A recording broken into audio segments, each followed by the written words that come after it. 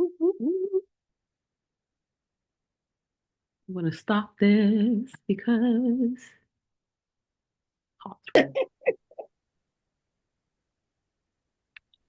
You ready?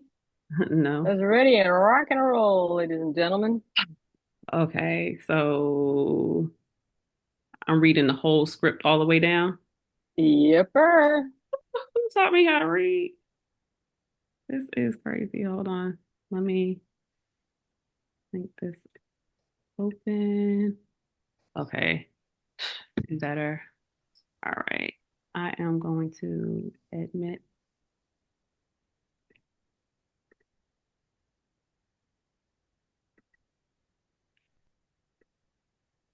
Good luck. Yep. Hello, everyone. Welcome, welcome, welcome. Welcome to tonight's forum. The forum tonight, we will be talking about education under threat, a forum on future of public education, charter funding, and special needs protections. I'm your host, kind of, sort of. I'm your co-host, moderator, Lola Gee. I'm the CEO, founder of Urban Indigo Foundation. Urban Indigo was started because my son was diagnosed with autism around 18 months, and I really saw the need for families to have access to pretty much everything in the special education arena, if you will. And we've been around for 3 years, active strongly for two. And yeah, check us out at urbanindigo.org for more information. The purpose of tonight's panel is to inform parents about some of the fallout that's expected from the president elect plan to close the Department of Education. So it's a really hot topic right now. Although things aren't set in stone, there are many who are encouraging parents to educate themselves on what it means for them in their communities.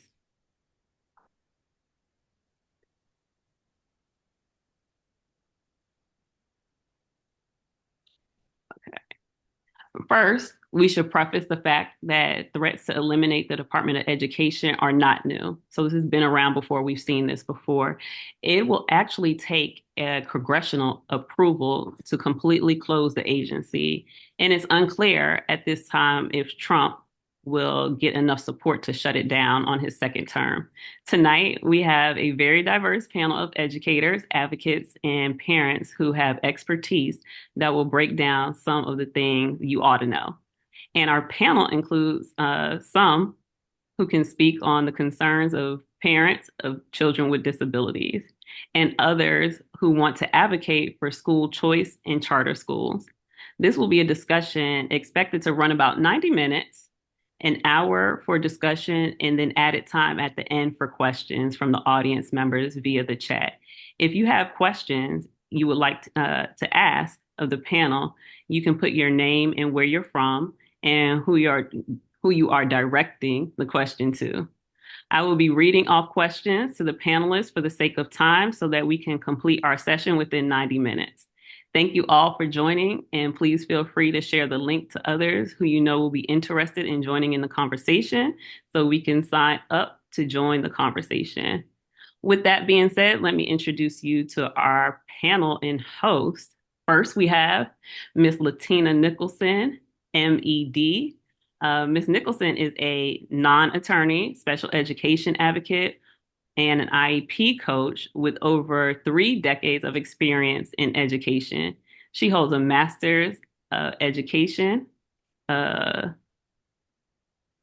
Concordia University, excuse me for butchering that, and has pursued postgraduate studies at Purdue in autism spectrum disorders. She's also the founder and CEO of SOAR Education Services. Latina is very passionate about empowering families to navigate the complex special education. Her mission is to guide families from chaos to collaboration by providing culturally relevant support and resources centered on the behalf that all children deserve the right presence in their education journey. Miss DeAndrea Byrd. Ms. Byrd is an Atlanta-based entrepreneur. She's a policy advocate, author, and advocate known as Boss Activator.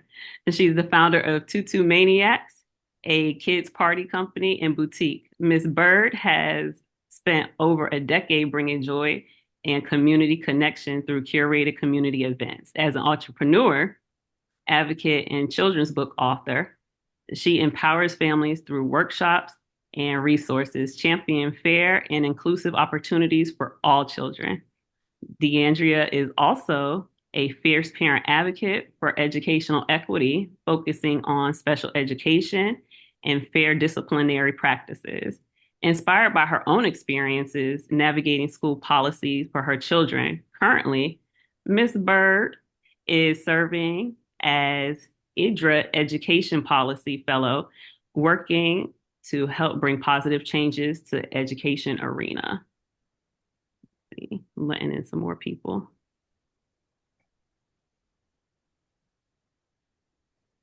Thank you for those that are joining. We're introducing the panel. Third, we have Dr. Jonathan Leon, the Senior Director of Forward Promise.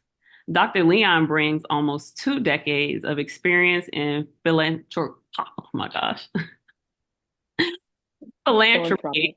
Yeah, we're going to go with philanthropy right now. Philanthropic strategy, strategic programming, community organizing, and education policy space. He's the senior director of Forward Promise and has an unapologetic commitment to fighting racism. After working in the Atlanta public school system, he served as the Senior Director of Regional Impact at the nonprofit Civic Center Development Organization, leader for Education and Equality, known as LEE. This program supports equity-focused leaders in Atlanta in their work to affect change in policy and systems. Fueled by the desire to ensure equitable opportunities for youth, he earned his doctorate in education policy and leadership from American University. Next, we have Pelleo Badiane. Miss Pelleo, known as PLO, is a visionary leader and community engagement powerhouse dedicated to transforming education access and empowering school communities. With over a decade of experience in strategic planning, organizational development, and educational equity, she founded C.A.C. Solutions, LLC, to create lasting impact in the community. PLO's work has opened doors to new possibilities, guiding the launch of 6 charter schools and supporting the pre-authorization of 2 more. While empowering countless families to navigate school choice, her journey reflects a relentless commitment to sustainable change, equity, and community-driven success. And we have Miss C. Delores Lee. Miss Lee is a parent liaison with the school system. She is a certified crisis team intervention leader by Georgia Public Safety Training, as well as a parent advocate, community advocate who has served on Georgia State Parent Teacher Association. Finally, our host tonight is Esther Dillard. Yay. She's an award-winning journalist with the Black Information Network. She's worked for more than 15 years as a journalist, working for television and radio stations around the country, working in Philadelphia, San Francisco, Flint, Michigan, and Buffalo, New York. The Black Information Network, owned by iHeartMedia. The Black Information Network is currently on 38 radio stations in 34 markets, reaching a monthly audience of 19 million listeners. The Black Information Network, also known as BIN, serves over 100 gospel, urban, and hip hop stations with hourly news updates. It also can be heard around the world on iHeartRadio app. So y'all make sure you go download the app. Esther is also the author of a book, Raising an Autistic Young Adult, which grew from her award-winning radio series called Black, Autistic, and Safe. The 3-part series featured parents of autistic adults raising awareness about police encounters, with the Black autism community. They express a need for more mental health intervention departments around the country. Without further delay, I'll hand it off to our host, Esther Dillard. Esther? Thank you, Lola. I Yes. want to give a special thank you to you, Lola, and your expertise. Without Lola's help, we probably would not have had this forum because she hit the road as soon as she contacted me and made some phone calls. So to all of her contacts and all these wonderful folks who are here today were those who uh, agreed to be a part of this panel. So I want to give you a special thank you, Lola Gee, for your integral part of what is happening here tonight. So let's get started. A few weeks ago, as you know, President-elect Donald Trump stood in front of cameras and promised to shut down the Department of Education. He says he wants to give states the opportunity to take over the education of our children alone. And he believes that this, and many believe, I should say, that this will mean funding of school systems will come from instead educational vouchers. Now, we should reiterate that the shutting down of the Education Department or the Department of Education in the federal government is not new. Republican leadership has tried to do this for years and has not gotten congressional leadership support. So it's unclear if this new administration will be able to get that kind of support to get this done. The National Education Association's VP Pringle has held a news conference a few days ago stating that states around the country rejected the idea of school vouchers to be adopted. And I will be talking about some of the things that she said and getting reaction from those who are here about not only Trump's promise, but also VP Pringle's comments in the recent days. So thank you all for coming. I hope that this forum would be an opportunity for parents to learn some more information about what's going on in the political arena regard to education and give you some tools and information from folks who have been doing this for years so that they can listen and understand what is going on in our community. So I'm going to ask for Lola to give me some connection so that I can roll the first bite that I have from Miss Pringle. And as soon as I do that,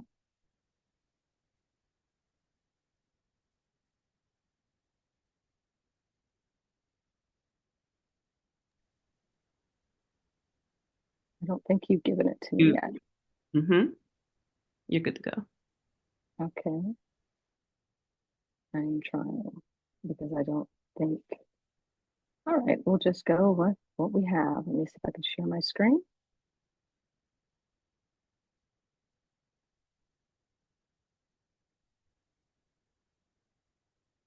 Okay.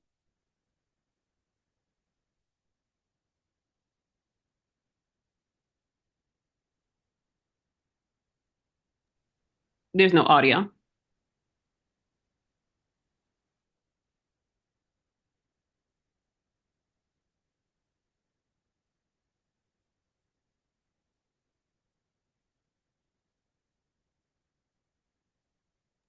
You're not getting anything? No, ma'am. Okay.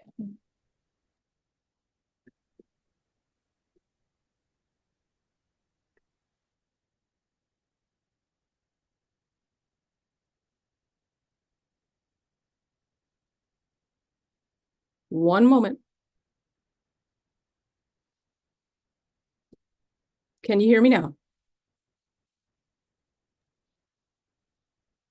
I can hear you.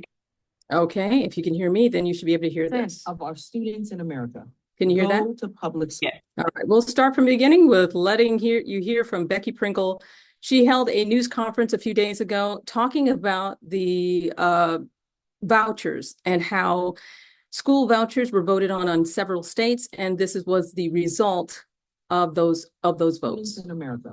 Go to public schools. Vouchers redirect that money for 90% of our students to private institutions with no accountability. The decisive defeat of vouchers on the ballots in Nebraska and in Kentucky and in Colorado speak loud and clear.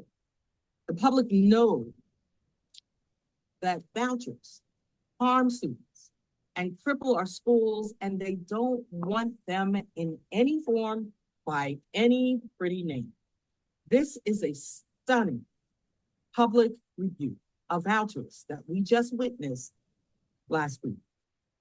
Broad swaths of the electorate decisively rejected ballot measures to expand voucher programs. Voters in rural, in urban, and suburban areas, all, along with Republicans and Independents and Democrats, collectively rejected vouchers at the ballot box.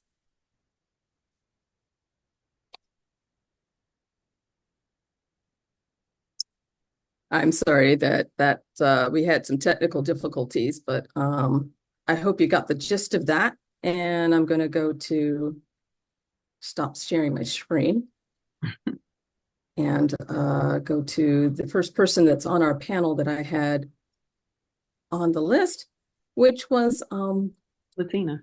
I believe it's Latina Nickelson. And I hope that you would kind of give me some of your responses to Ms. Pringle's statement and Trump's proposal.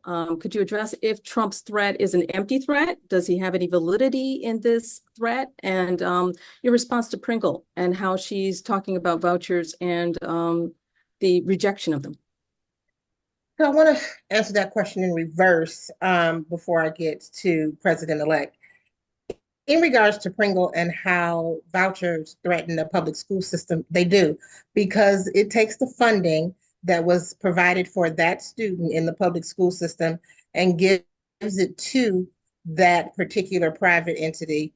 And if that child attends that private school past FTE day, which is full-time teacher inclusion day, which is how they decide how many teachers to how many students need to be in the public school system, that money doesn't go back if the student goes back.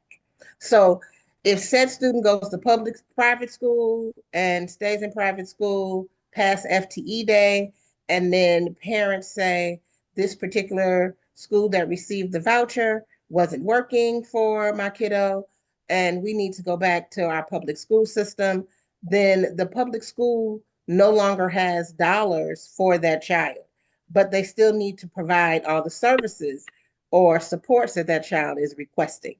So in that vein, vouchers are not aiding the public school system. Now, don't get me wrong. I think parents should have choices, but we need to always, always, always fund our neighborhood public school. And what that looks like is imperative. And in going into President-elect's removing of the federal oversight, if he could do it, is it an empty threat? I believe it's an empty threat. He has tried before. However, he has been able to maneuver and put some things in place that could make it more reality than not. And that is back in June, the Chevron doctrine was overturned. And if you overturn the Chevron doctrine, which provides us the liberties that we understand as race, creed, religion, color, all of those things, you remove that, then that leaves a better way to remove the Department of Education and remove that funding for the public school systems. I'm going to ask Pelleo Badiane to talk a little bit about how she responds to that, because you're a strong voice in favor of vouchers. Well, I'm not a strong voice in favor of vouchers. I'm a strong voice in favor of school choice, meaning that I believe that parents does play a big part of their child's education, and they are ultimately the one who should be making those decisions. School vouchers program has been successful in a number of states, including Florida, including Washington, D.C., including Milwaukee. So to say that school vouchers program absolutely does not work is an understatement. Even in Georgia right now, we just passed a voucher program where 1.7% of our students will be able to participate in a voucher program. That is only 21,000 kids. 21,000 kids is not going to harm our public education system. So if you're thinking about vouchers in the sense of it is for underserved children. It's for kids where 25% of those neighborhood and schools are underperforming. That's the only way they're able to even receive a voucher program. And then the kid still has to at least go to school for 1 year before they're able to even participate in a voucher program. And on top of that, those are for families who make at least four time percent under the federal guidelines for the federal poverty level. So when we talk about vouchers program, 1.7%, I'm sorry, that is not going to put a hole in our education system. Most of those education programs are coming from federal dollars. They're not even coming from local. Most of our school systems are funded by local dollars, which is 60% of the revenue that school systems get. Federal dollars counts only about 8 to 10% of our schools. So I think we're having truly the wrong conversation. If you really want to talk about what will improve our education system, let's start looking at local funding, because that is what is the driving force between what good schools are and what bad schools are. You can look at schools like Boyd Elementary, who has underperformed for a decade now, 10 years. Their rate is at 3.8% proficiency rate in reading and math. That has nothing to do with federal dollars, because that school received more federal dollars than Morningside. More Okay. federal. Hello. Let me Thank you for have that. Miss Dr. Leon jump. Yep. Oh, go ahead. Right. And also, too, real quick before we jump to Dr. Leon, can you state those schools again and what state are they in? Both of them in the state of Georgia. Boyd Elementary is one, and they are at a 3.8% proficiency rate, has been at that rate for 10 years. Then you have Morningside Elementary, who is at a 74-75% proficiency rate in reading and math, and they receive less funding than Boyd. And that's because they receive more funding in local property taxes. Okay. And the state vouchers that you were talking about, what are those state vouchers for those people that don't know? Well, Georgia has passed the Georgia Promise Scholarship, which only allows 1.7% of our students in the state of Georgia to actually participate in a voucher program. And that's So, the 233, correct? no, 2025, that's when that will go into effect. No, the bill. Oh, yeah, Senate SB 233. 233. And the other voucher is?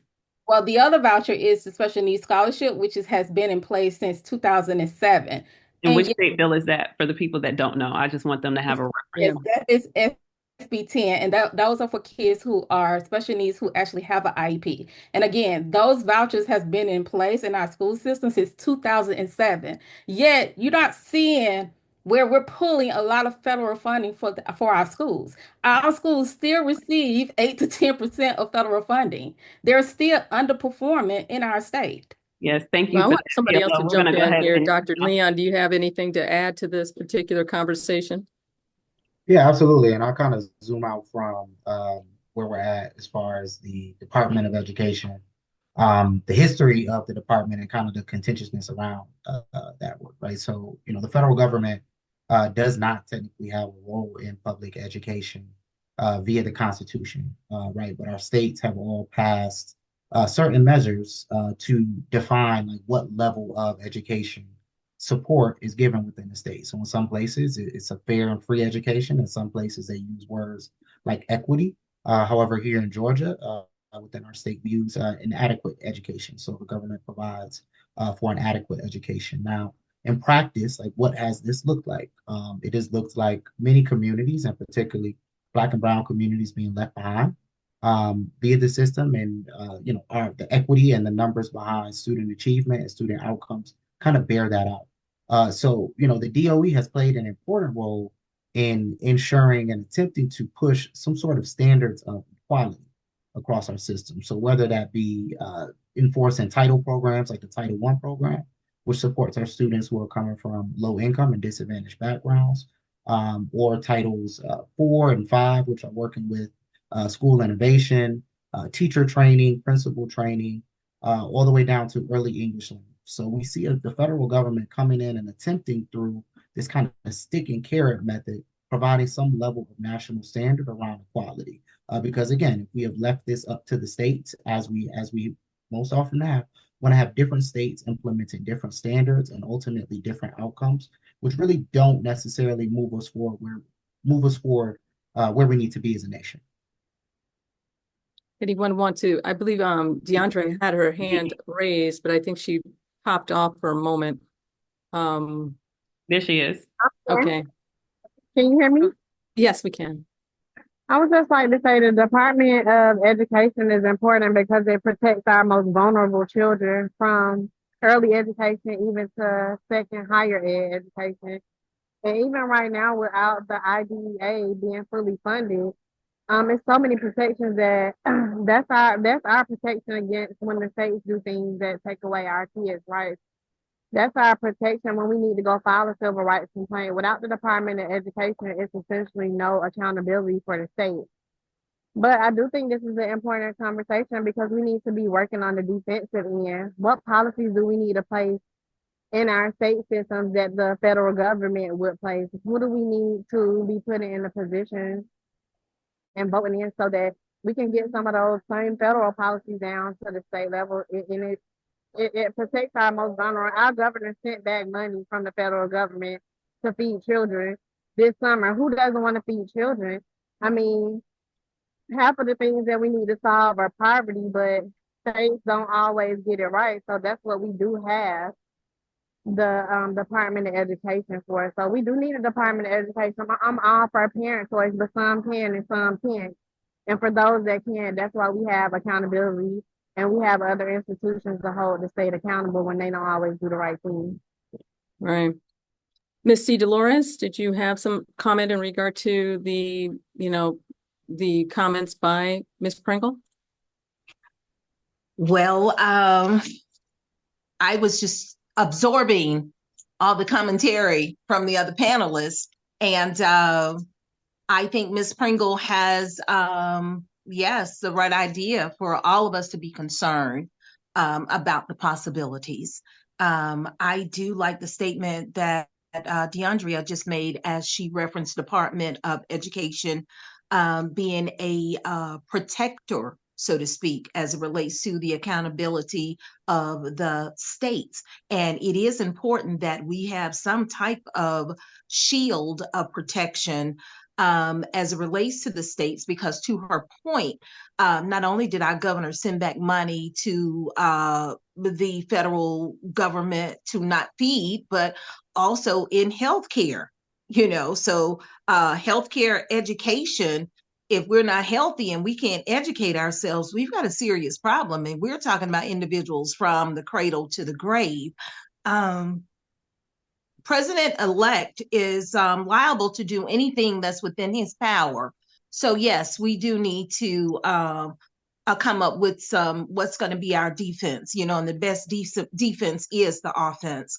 The comment in regards to a Boyd Elementary versus a Morningside Elementary, at the base of who we are as American citizens, we have always got to look at where we started from. So those people that at Morningside that have the opportunity in that 74 to 75% percentile, and where they score and where they are and where they have been. And if you look at their history, that is where they are going to be versus a Boyd Elementary. When you look at the disparity around the individuals that live in the Boyd Elementary community, when you look at any type of applications that any of us attempt to sign, one of the questions or several of the questions that we get is the level of education that our parents have. So that's always a precursor to the children that are being educated in a particular area of the city, in the state, the plight.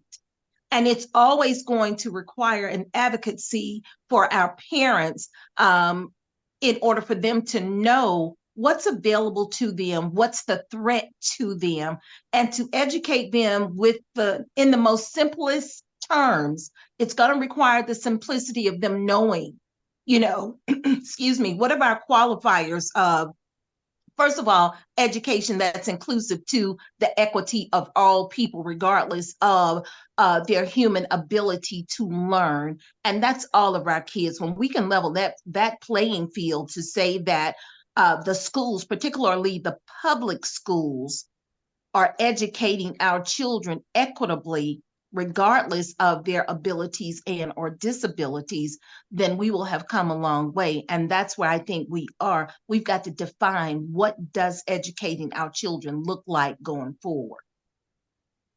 I'm gonna before I ask one more question, I saw Latina's hand go up and I thought I'd let her respond because I think that I know where you're gonna go with this, but I'm gonna let you say it. Go ahead.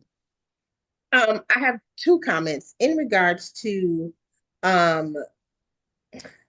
what was just said by Lee-Furlow, and in the idea of thinking about where families and parents start and where they go. And I want to marry that with PLO saying that Florida has a successful voucher program. Yes, Florida does have a robust voucher program, and parents can opt in and take their children out, and they have choices. However, a lot of times, and I work with those families, they get these vouchers and there are no schools for their children to go to. So then those children are left at home, and then that money goes to the wayside, and that money, they don't use it. Or those children end up back in the public school system, and those children have not been educated. There has been this gap, and they continue with the Matthew effect, which is those that have they get, and those that continue to be marginalized, the margin gets bigger and bigger and bigger. I talk with lots of families all the time saying that they wish that when they got the voucher program and they understood what that looked like for them and where they were supposed to go with that, then they would have had the same education. However, just providing a family who is already marginalized outside of the disability. When you think of a marginalized family, you think of a person like Lee-Furlow said, like, where did they start? Are they uneducated? Is it the urban city? Is it this place? Those families get this voucher, and then it's like, what do I do with it? No one still told me. And so if we're not pairing vouchers with education of the parent, the money is still being wasted. And so at the end of the day, we need the DOE or some federal or state, if we thought states were going to be equitable and we were all going to get the same, needs to be able to look at those dollars and ensure that those dollars are being used appropriately. Those who are joining us on the call, please make sure that if you have a question that you put it in the chat so Lola can take your question at the end of this forum and direct it to whoever you'd like to answer the question.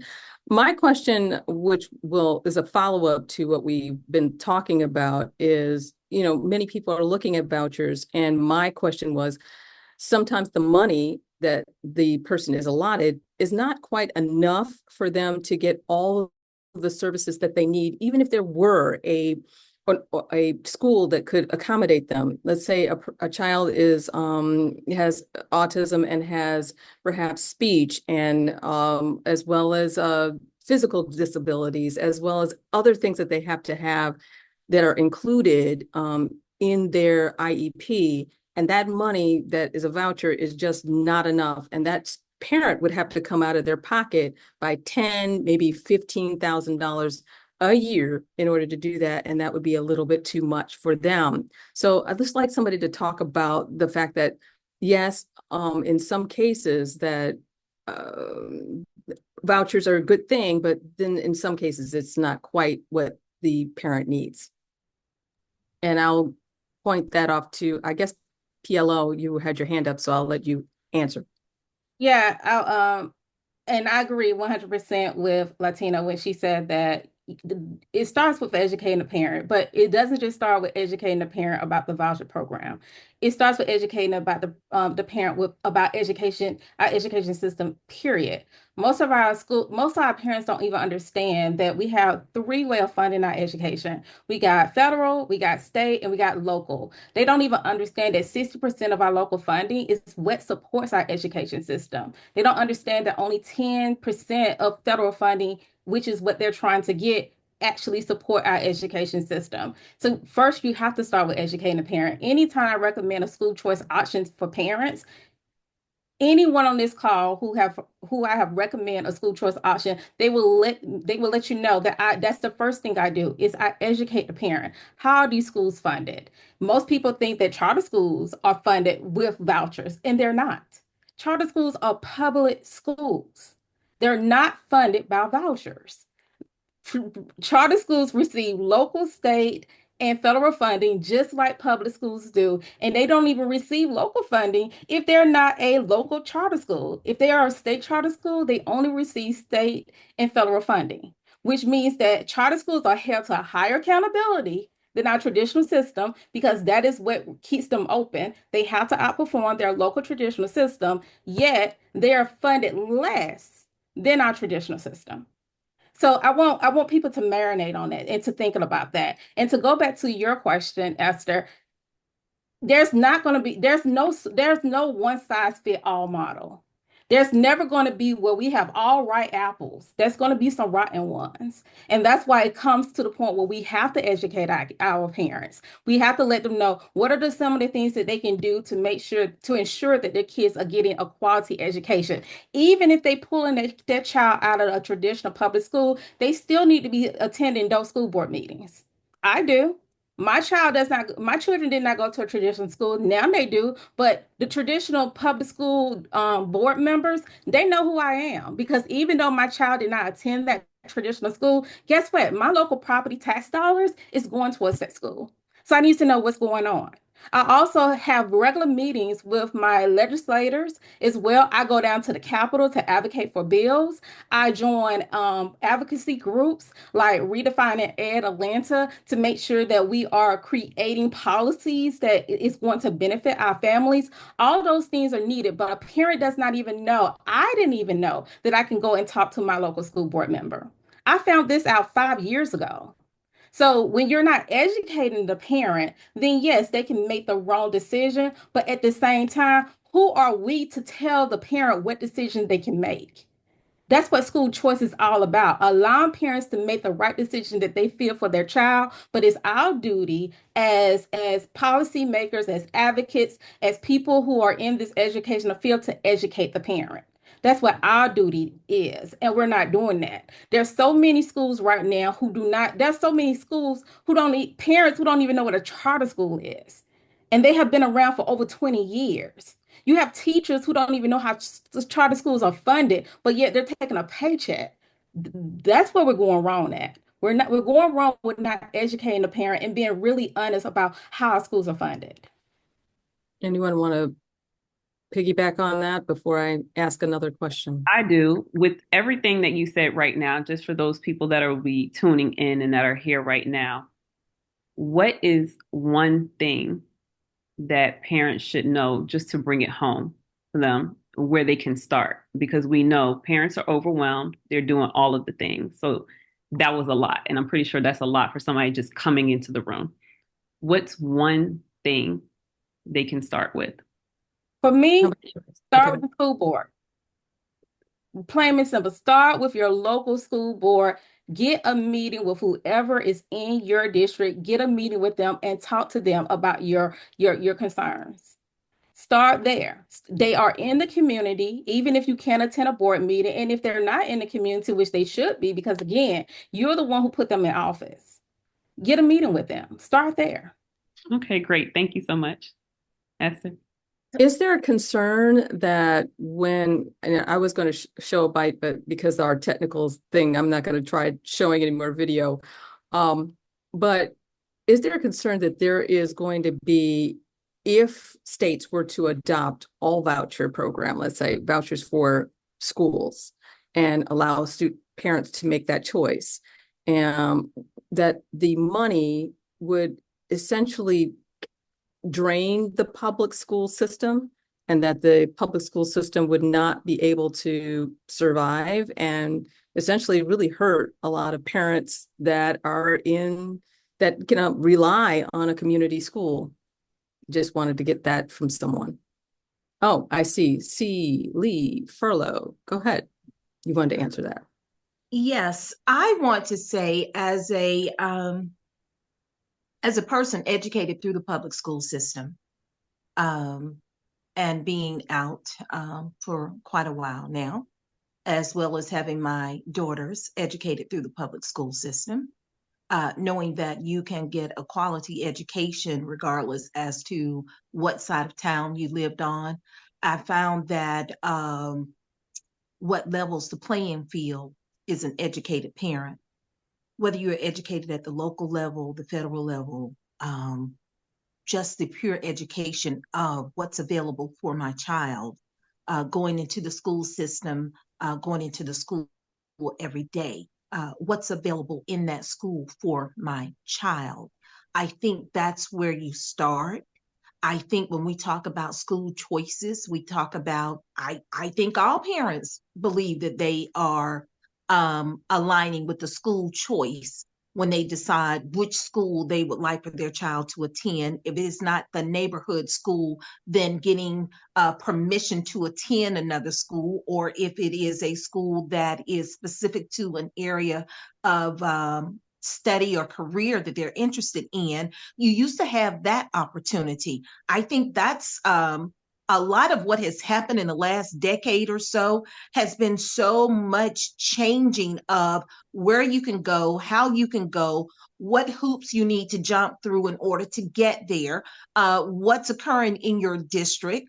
You have one school that has too many students versus one school that is a disparity because you don't have enough enough students at that particular school. So I think when we talk about the school board, I think the accountability now needs to be, it's about quality. What quality of education are we providing to all of our students? I don't see where it aligns with taking monies from the public school to provide vouchers, to have a charter school. My thought is in the state of Georgia, regardless as to what school your child is attending, minus it being a parochial or a private school where those are private dollars and they can do what they would like to, and or homeschooling. That's another category. For me, if it's associated with the public funding of a school, I think the standards should be the same. I think the governance of the school should align so that whether my child or your child is attending a public school or a charter school, which is still a public school, the expectation is that the educators within the school, the leadership of those educators, the parent engagement and involvement, everyone is on the same page. And I think, excuse me, that there has been a disconnect. And to Pelleo's point, education is at the core of everything that we need to make happen. What is the public school system? What is the charter system? What is the voucher? Albeit it's only 8 or 10% of federal dollars that help support public school system, that 8 to 10% really fills in the gap of some of those children that have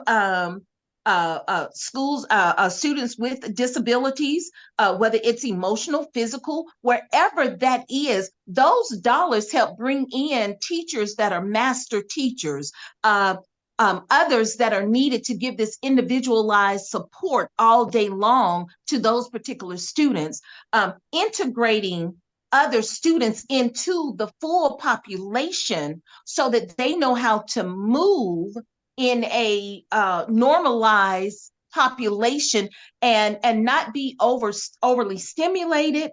I think it takes money to make these things happen. And if our public schools are failing because of the lack of money, I think more money needs to stay in the public school system.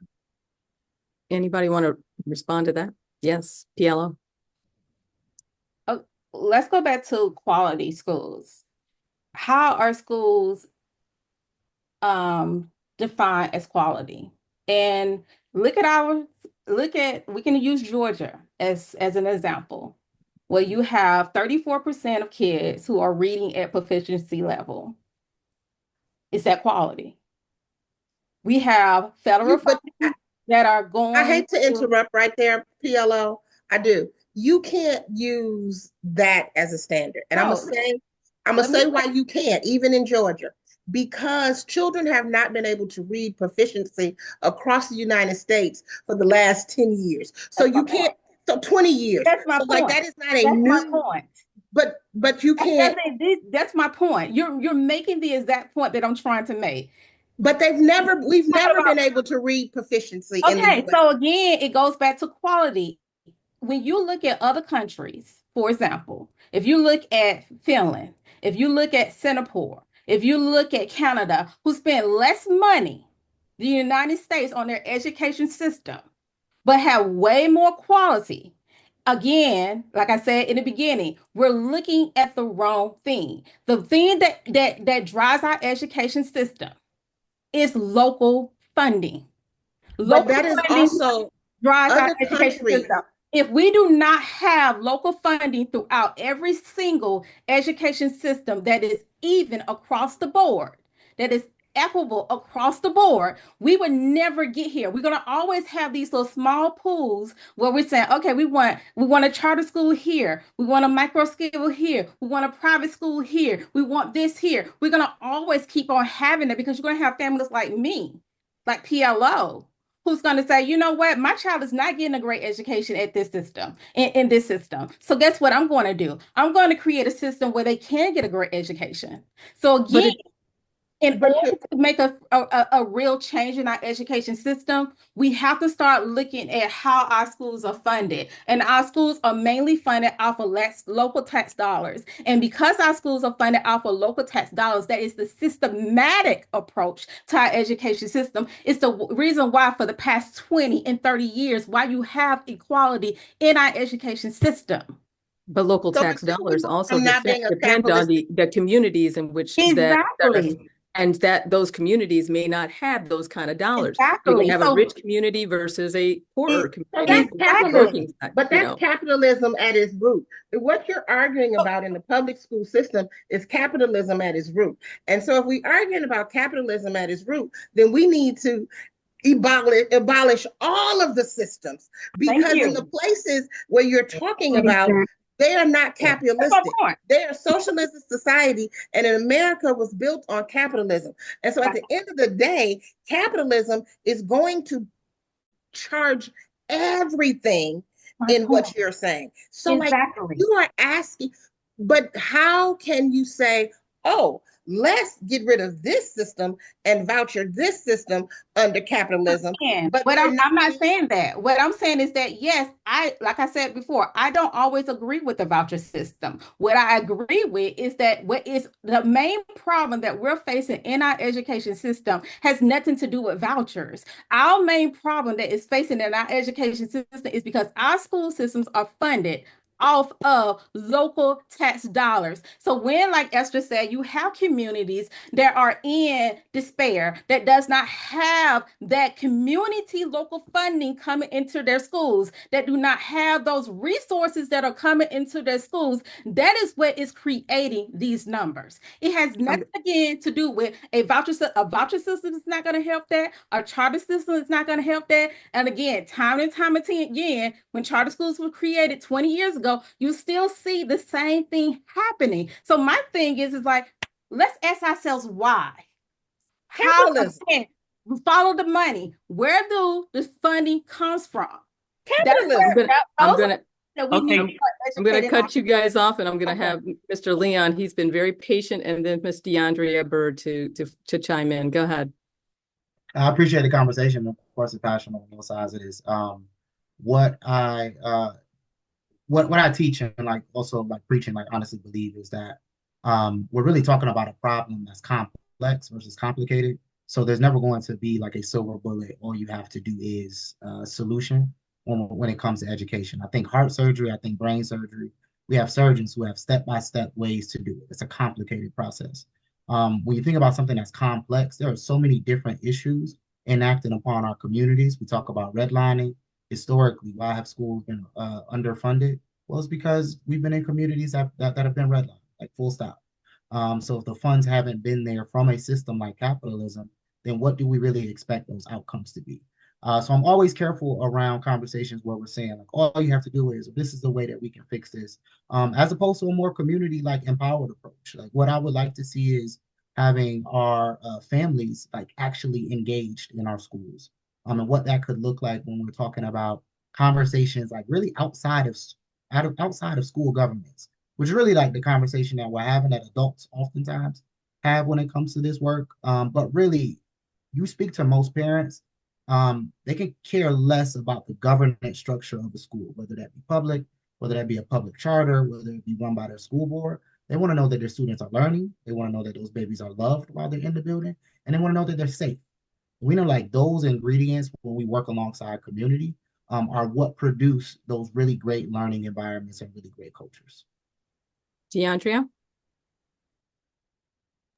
I would just like to say, what I hear as you guys disagree, you're agreeing that it's systematic things, and maybe it's a good thing that this is happening because we can rethink the education system and reimagine. But as far as charter schools, I used to believe in charter schools, but I'll give you guys a real world example.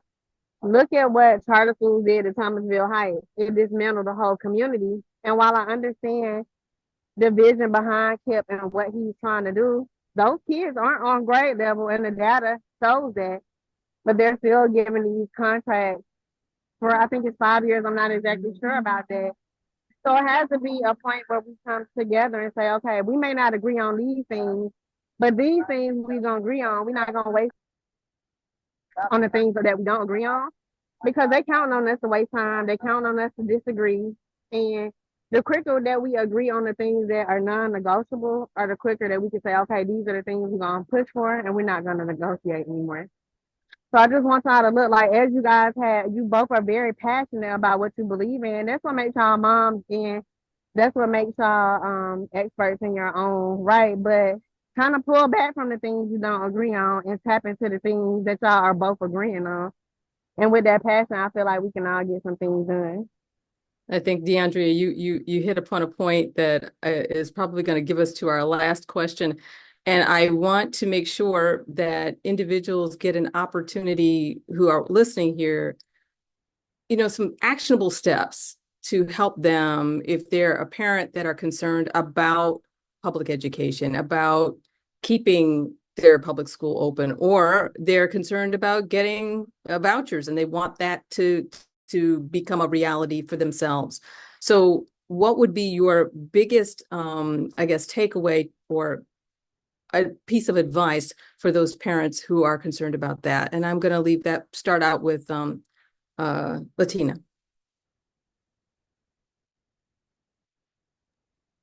I think my largest advice is I had a set list of things I wanted to talk about, but because the conversation led to money and funding, I think one thing that I want parents to think about is how their child is educated in school and how many dollars are attached to their child's head, regardless of where they are. If they're in a highly funded school, a charter school, or if they have a voucher. I think that is a very important piece of information to know, because once you know how many dollars are attached to your child's head, you can negotiate, because you are the driver of the ship. You can negotiate what happens for your child. So when you think of vouchers and not being enough money, max money in Florida currently, in most cases, unless you have medical issues, is about $7,000. However, in most public schools here in Florida, that a child who has disabilities, they're worth, depending on the county, they're probably worth $9,000 to $10,000. And so that makes a huge difference in what the voucher has given them versus what their child is worth. And so asking those questions about how much is my child worth sitting in your school classroom every day past FTE. The second thing that I would say that would be an actionable step, and this is if your child is Real special quick, needs. Latina, real quick. Yes. let the audience know, even for those people that are just coming in, what is FTE? It's the federal teacher equivalent rate. It is a day in everybody's school across the country where the school is really trying to make sure all the kids are present in school. And it's usually a fun day. They do something because that is when they're going to make the count and they're going to decide teacher to student ratio. It's how many full-time teachers do they need to each student based in the school. The second thing is, I think, be it if your child is in special education or not, is being really clear on what it is that you want and how to track the data for what it is that you want for your child. So if your child currently is reading and you know that the state test score, the iReady score, the IXL score, whatever score that your school is using across the country, if you know that score is not on grade level and your child is not on grade level, you want to track that because those are the things that lead to us holding schools and districts accountable because your child should be making adequate progress. And adequate is not keeping them in the first percentile, in the fifth percentile, in the 10th percentile. The third thing is I would tell parents to learn the bell curve. We've been out of school a long time and learn the bell curve and know what that means because schools will tell parents, oh, your child is equal to 5% of yada, yada, yada. Well, is that 5% in the top 100 or is that 5% in the low 100? What does that mean? And when you learn the bell curve and really understand what that placement means, you will understand if your child is 5%, that means out of 100 kids, your child was in the low 1 to under 10. Okay, Latina, where can parents find that information? You can Google the bell curve. I would say Not the bell curve, their child data. Oh, the child, how much their child is worth or the data? Which one? Both. Okay. You can find out much your child is worth. You go to your state's DOE and look up funding. You may have to dig and look up. Usually there's a chart somewhere that can tell you that. Or you can just call the DOE and ask them to send it to you because it's public knowledge. They'll send it to you. You can go to your district and get it. They'll send it to you, but you have to ask for it if you can't find it. When it comes to iReady data, Excel data, that kind of data, you ask your school teacher. Okay, great. Thank you. Who wants to go next in terms of giving their best piece of or nugget of advice for a parent who is concerned? I'll jump in here because Okay. personally, we've had a very interesting education experience raising our children. So I'm a dad of two boys, a 15-year-old and a 5-year-old on the spectrum. So, we attend college tours. And we also got a little iPad for the little one as he tries to sit still through those experiences. In that time, so our 15-year-old has attended everything from a public school to a public charter. I've worked in both public schools and public charters, and currently our 5-year-old is going to a private school for students with autism to make sure he's getting a one-stop shop for all the needs that come along with that, whether that be his OT, his speech supports, et cetera, et cetera. And we use the Georgia Special Needs Scholarship to offset the cost of him attending that school, which is still significant. It's about $30,000 a year. And I think the scholarship provides for about 10 or 11,000 of that this year, I believe the rate was. So knowing that there are some programs out there for families, but there is also an extreme information gap that we've experienced. This is my career has been in education and education policy, been on the Hill, been advising folks at our Capitol, at our federal level, and it was still difficult to navigate to find the resources and support for our students. So, I can only imagine for a person who isn't able to pick up the phone and call a state representative or call a school board member and have like a personal relationship with folks, how tough that could be. So I encourage parents to join groups that have these types of resources. I was very surprised with how much I learned about things like the Katie Beckett waiver program, searching on Facebook and having conversations with other parents who are raising students with special needs and with these disabilities and how important all of that information was, to making sure that we're making the best decisions for our little ones. So definitely utilize parents as other resources, utilize learning centers, like we have an autism center at Emory College here in Atlanta. I would really be looking for those resources wherever you can find them. And then to just understand, we're actually lucky to be in the metro area, because within rural areas, within our communities, those types of resources aren't there. And simply put, students aren't being served. And I think if we go back to like one of just the really important points of the DOE, federally, is ensuring that like IDA and FATE are being adhered to, like for all students, and ensuring regardless of the school that they are at, they deserve and are legally required to receive these resources. So I really encourage parents to join groups, have conversations with other parents.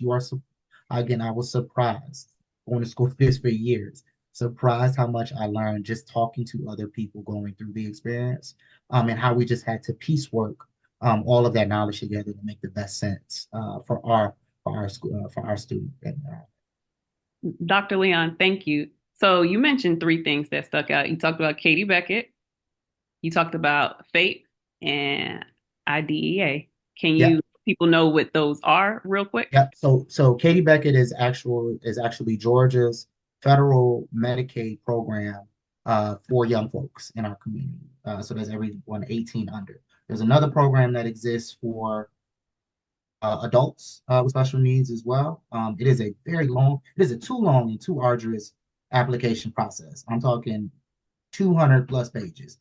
However, it will carry all of your copays and maintain all of the care that your student will need, or your child needs. So everything from their speech to their OT, to if you decide to do applied behavioral therapy, ABA, for a young person with autism, all of that is covered under that Katie Beckett waiver program. Definitely encourage you to check that out, take the time to learn about that process. Lots of resources on that process, but every state has most states, excuse me, have some type of variation of that program for students with disabilities. IDA is the federal law. It is the Individuals with Disability Act. It guaranteed every student the right to a free and appropriate public education. That's FATE. To ensure that our students with disabilities receive everything that they ought to receive, given that disability. Thank you. And thank you. And PLO, did you want to chime in on giving your one nugget of advice for a parent who is concerned? Sure. Since Dr. Leon covered financial advice and Latina covered parents' rights to know, I'll cover advocacy. And I'll encourage parents to, organize locally, join or create, if you don't have a group to join, an advocacy group that demands equitably funding across state levels. Vote strategically, support candidates that build on policy, prioritizing funding reforms, such as eliminating, again, local property tax to fund our school. Build education collaborations with partners, with parents, and that's even if they are wealthy districts. Those wealthy districts we can definitely create laws in place where they're required to share their resources and spread across the board, and not just keep them in wealthy communities. And create advocacy policies that holds all education structures accountable. And that's including whether it is a private school or micro school or homeschool co-op. Charter schools and traditional schools have an accountability level that they must abide by. Not to say that they always are doing that, but they do have that there. So let's create accountability levels for all education structures. That's what I will leave our parents with tonight. How about DeAndrea? If you're still there. Okay. She's there. I think she's had a little technical I just would like to leave guys here. Can you hear me? Yes. Okay. I would just like to lean to our parents. Don't be afraid to ask questions because questions are definitely how you're going to learn. Don't be afraid to share information. Ask questions, share information. You're not. I think she dropped out. Yeah. Yeah, we have a little technical difficulty. That's okay. How about Miss C. Lee? So I would like to first and foremost say that parents need to get involved. Parents need to start coming into the schools, particularly the middle school and high school levels. A lot of times parents think that once the children have gotten through elementary school, then they're good, and they're not as good as they could be. I think that there was a shift in the relationship between the families and the school system, the educators. I don't know what happened in the last several decades, but there's now this atmosphere of a we versus them. And so it's the parents versus the educators, and that's not how it's supposed to be. I think that teachers are really carrying the brunt of a lot of these societal discords as it relates to where the numbers are. But if people pay attention to the teachers, teachers are trying to sound an alarm. Someone mentioned earlier about the disparity in, well, I probably used the word disparity. However, the point being, understanding that there is a big gap. The pandemic increased that gap. What we failed to do in the public school system and just across the nation was to level set. We did not pause. We did not pause across the system to actually see what the effects of those children being out of school for 2 years, a lot of them in the environment where their parents aren't educators. Not only are they not educators, they're not educated. Even the parents that were educated had a very hard time trying to figure out how to homeschool their children and still survive. That's not even speaking of the parents that have children with disabilities, because that had to create another level of dependency for them and still working. So that gap is showing up. We have children across the nation that are in 7th grade that are reading on the 3rd grade level. We didn't do anything about what there's a lot of social emotional learning that we talk about that needs to happen. No one has actually measured what that did, that level of anxiety that's created for the children within the school system. So to the parents, I say, go into the schools, volunteer. If you need help understanding what the educational process is, those things that you don't know, someone just said, ask questions, do the research. We really have to be very open-minded and inclusive when we talk about being equitable, because a large portion of our families, they are not as educated as some are. And that's going to affect the quality of learning that your child gets, because they have people sitting to the left and the right of them that are not coming from a home where the parents are educated, where there's an expectation, where the bar is a little bit higher. And I think we all have to focus on the fact that we are in this fight together, and what you want for your child should be what you want for another child. And so the parents have got to band together and get educated. Well, thank you so much, C. Lee-Furlow. I'm going to ask Lola if she has any questions that she would like to bring up from the folks who've been watching. We have I'd say about 15 minutes left. So we want to at least give a couple of questions off if there are any. I'm going through the chat right now. Thank you, Esther. Thank you to all the panelists. Thank you to everyone that showed up and commented in the chat and asked questions. We have Veronica Preston. I just found out about school choice last year. Applied to 3 schools and was denied for all 3, and no one can tell me why my child was denied. Even only found out about the Georgia Special Needs Fund scholarship last year too, that my son probably been getting since he started pre-K in 2018 and has had an IEP since then. So that was a comment.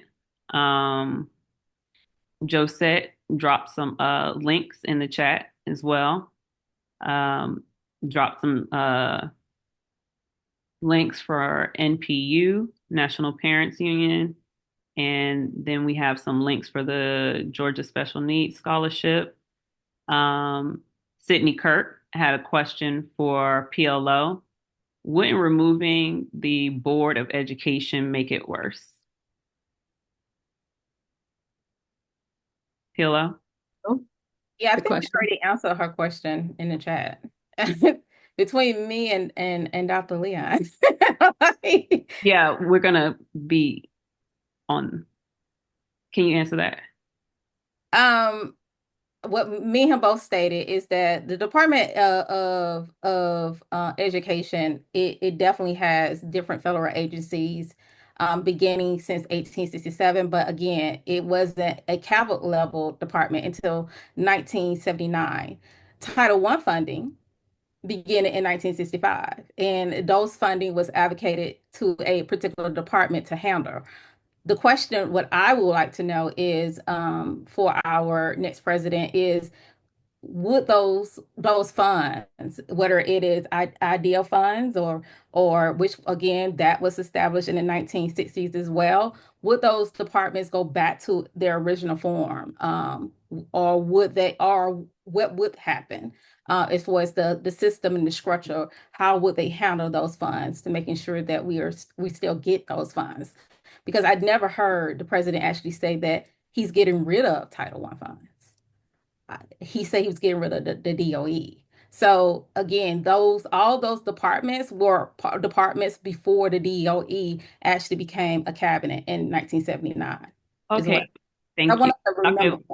Dr. Leon, can you go ahead and follow up? Yeah, of course. So, when you look at specifically those laws and actually like the department being elevated, a lot of this, and this is really important, I think, particularly in today's day and time, a lot of this stems out of the passage of many of the civil rights bills from the 60s.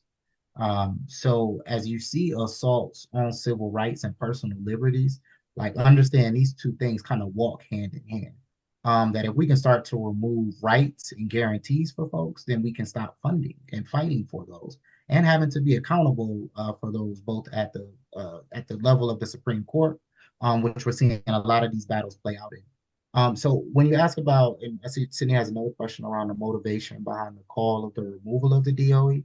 A part of it is you see a lot of conservatives want to have a very strong belief that because education was not mentioned in the Constitution in any of the initial amendments, then they fall back on the amendment, which states that anything the Constitution leaves out is up to the states. The meaning that the federal government probably, in their mind, should not have a role in what public education looks like. There hasn't been much planning around what this new reality could look like, and there's not a lot of conversations around it because again, this has been something that's popped up since the 80s. So, it was established in 79, and since conservatives, Reagan, and so Reagan, the Bushes, they all have had some version of we are either going to defund the Department of Education, or we want to close or end the Department of Education. While they're only providing about 10% of funding via these different titles to our public schools, they also perform some really important factors for like providing Pell Grants and loans, Title IX protections for gender at the higher education level, as well as like protections for rural students as well. So, the I would assume that the idea is these things fall to the state, but the question is, do states really have the capacity, given they already have the lion's share of the responsibility of education, to really deliver on all of these programs in all of the ways that would like really be required? or will we continue to see this fragmented system where maybe I don't know, South Dakota or Mississippi decide to radically change transform education within their states? What happens when a student who comes from Georgia or a student who comes from Maryland moves into one of those states? And like how do these things work? A lot of this, they just don't know, right? So again, it is likely a far stretch. However, the assault on civil liberties and civil rights is something that I would absolutely, absolutely, absolutely be paying very close attention to. Because it's a slippery slope at that point. Yeah, it Yeah. is. Yeah. Latina? I just want to add that in that no, they've not really laid it out. However, I lost the blank. I read the article today. They are offering states no string attached block grants is kind of the argument that is how this funding is going to get back to the states. And so they're going to say, this is your Title I, whatever funding with this no string attached block grant. We're going to be hands off. You do with this what you will with this money. For me, as an educator who is in the community and helping children and just kind of seeing this evolve, why that is extremely scary for me. Also, as a parent of special needs children, and I feel you, Dr. Leon, in that change of parenting from 15 to 5. I call myself on my second age of parenting. I got 30-year-old adult children, and I'm in the school system with a 9 and 10-year-old. So I I know what that feels like. Why that it is very reminiscent of Jim Crow laws.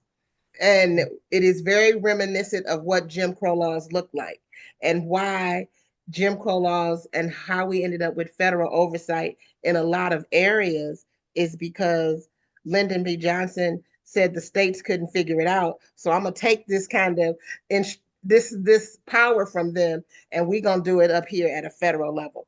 And so when you say that we're going to add, like you said, and when we talk about equity, and we're going to give no strings attached block grants to states to do with what they will,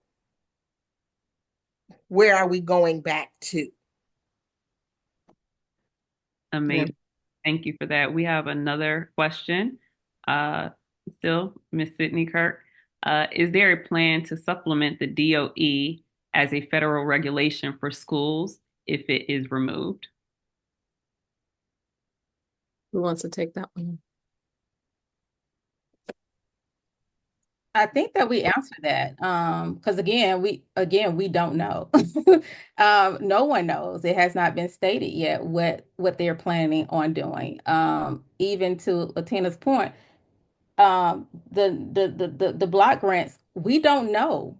These are like our president, our future president has not told us. So we can make all the assumptions in the world, all of them, but and we can prepare as much as we want to. And I'm a person who do not live in fear.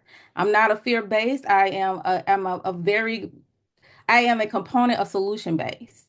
That's what I live off of. So again, I don't want to create fear in people. I want to create solutions in people and the things that they can do in order to protect themselves. And one of the ways of protecting yourselves is educating yourselves. And if you do not, if you lack that, then find a PLO, find a Lola.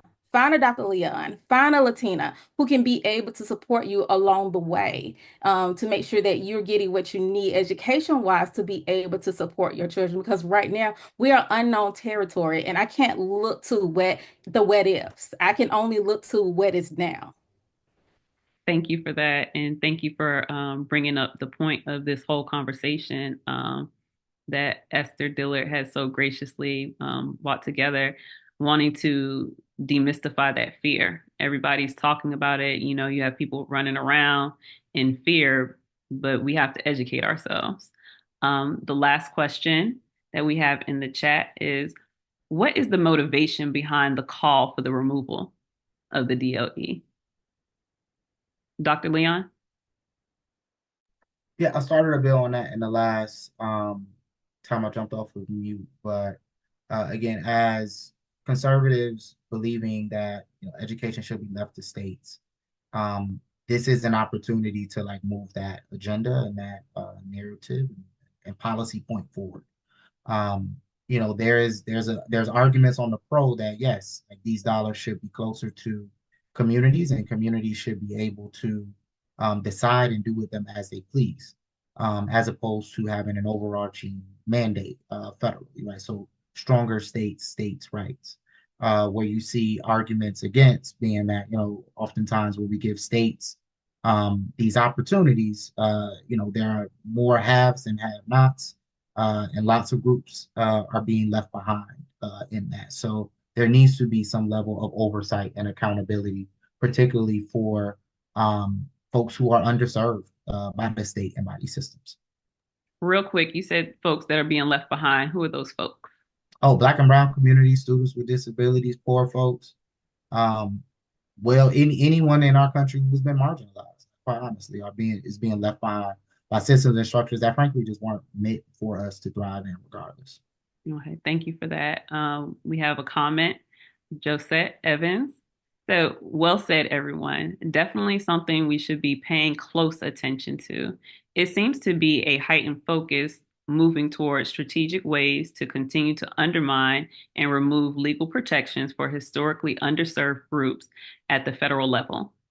Now, even the word equity, I love that, equity has become a red flag word and concept. It is true. It is absolutely true. Well, I see we have about 5 minutes left, and I want to just say because I want Lola to close it out when we finish things up. But I want to say this concludes our discussion on Education Under Threat, a forum on the future of public education, charter funding, and special needs protections. I really hope that everyone got some really good information that they can use and take back to their communities. The point of this forum was to educate you and to give you some tools for yourselves, because I have noticed, at least in a number of parenting groups that I am in on Facebook, that many people have disparity about what is possibly ahead. Many people are very scared and concerned and upset because they think that their education is going to go away. And I wanted to make sure that people knew that that's not necessarily going to happen, that you have power in your own hands by educating yourself and also getting involved. So I hope everyone got the information that they got from this forum, and that you could take that information about vouchers and the history of those vouchers and what that means for you. Lola will be sharing those links in an email with you, as a follow-up. And if you haven't gotten a chance to look in the chat, there is a number of links that have already been shared. I plan to share this video online with YouTube if you want to take a look at it over again. So if anyone you'd like to share this information with, you can do that as well. And this discussion will be reposted on the YouTube channel called The Color Between the Lines. You can feel free to share and comment. I hope that you have been open and enjoyed the differences of opinions here. And if you'd like to contact any of us, we will also share our emails so that you can, and our social media if you'd like to connect with us. And with that, I'm going to pass it back over to Lola with closing remarks. Thank you so much, Esther. I really appreciate it. Appreciate this conversation. I appreciate the fortitude, the we ride tonight attitude of everyone on the panel.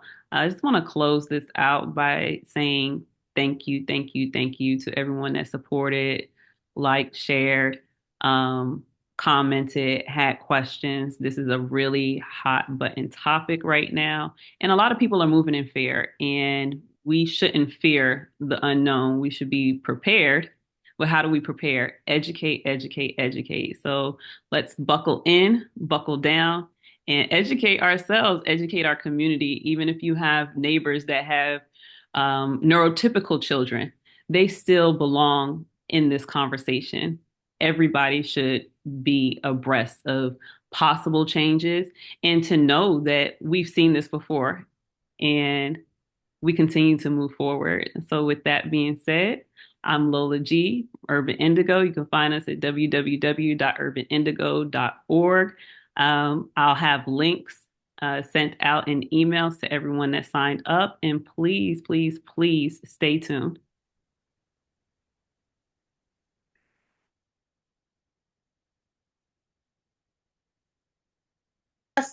Our minds don't get together often to be able to ask questions. So like we doing stuff, we moving, so we don't get to ask questions. Right. And so when you think about funding and thinking about funding, and I do think funding and tax dollars for houses is probably the worst way to fund a school system. And Chicago is evident to that because Chicago has things that most places don't have. They have courtyard buildings and breezeway buildings. So in a courtyard building, you could have 12 apartments in the neighborhood on the block. And then Susie, to not to offend anybody, Susie got 6 kids, but the tax for the breezeway building is only one tax for the school in the neighborhood. So we're not talking about how many children are in that breezeway building, those 12 apartments. But would that Detroit has I mean, because I lived in Detroit for a minute, wouldn't it have a similar situation than Chicago? I'm just thinking, Detroit does, but Chicago is probably the worst and the best. Yeah. If you want to look at that, because of the makeup of how Chicago is built. Like literally there are breezeways, there are courtyard buildings, there are Six Flags. So Chicago as a whole is not a single family home place, even though it looks as if.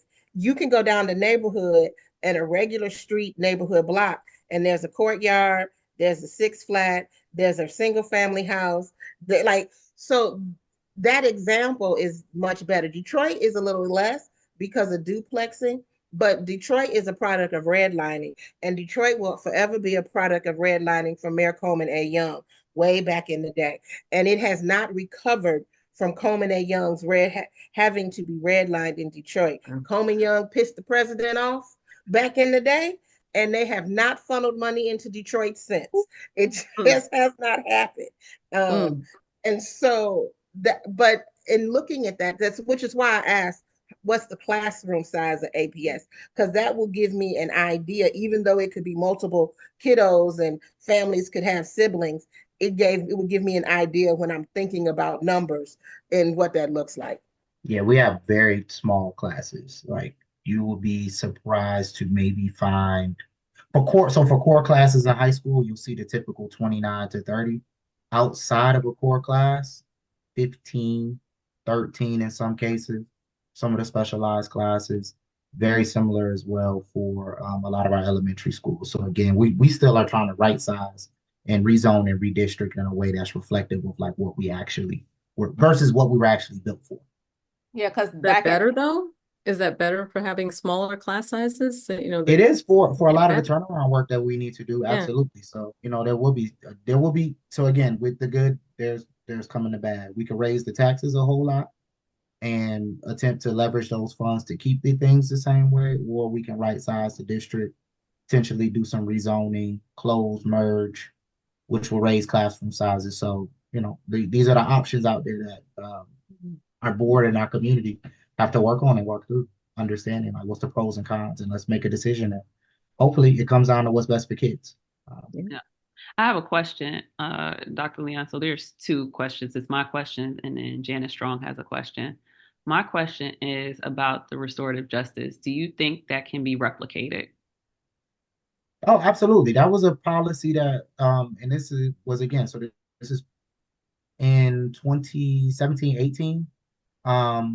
So we were seeing a national push towards equity, given everything that was happening on the federal level. And post 2020, we got like that big whiplash back. So this type of policy was being passed around the country, and it's kind of what we brought to the district, saying like, this is Atlanta. Why are we attempting to lead from behind instead of being in front? And that was the way that policy was able to be moved through. Like I said, they continue to build upon that to this day.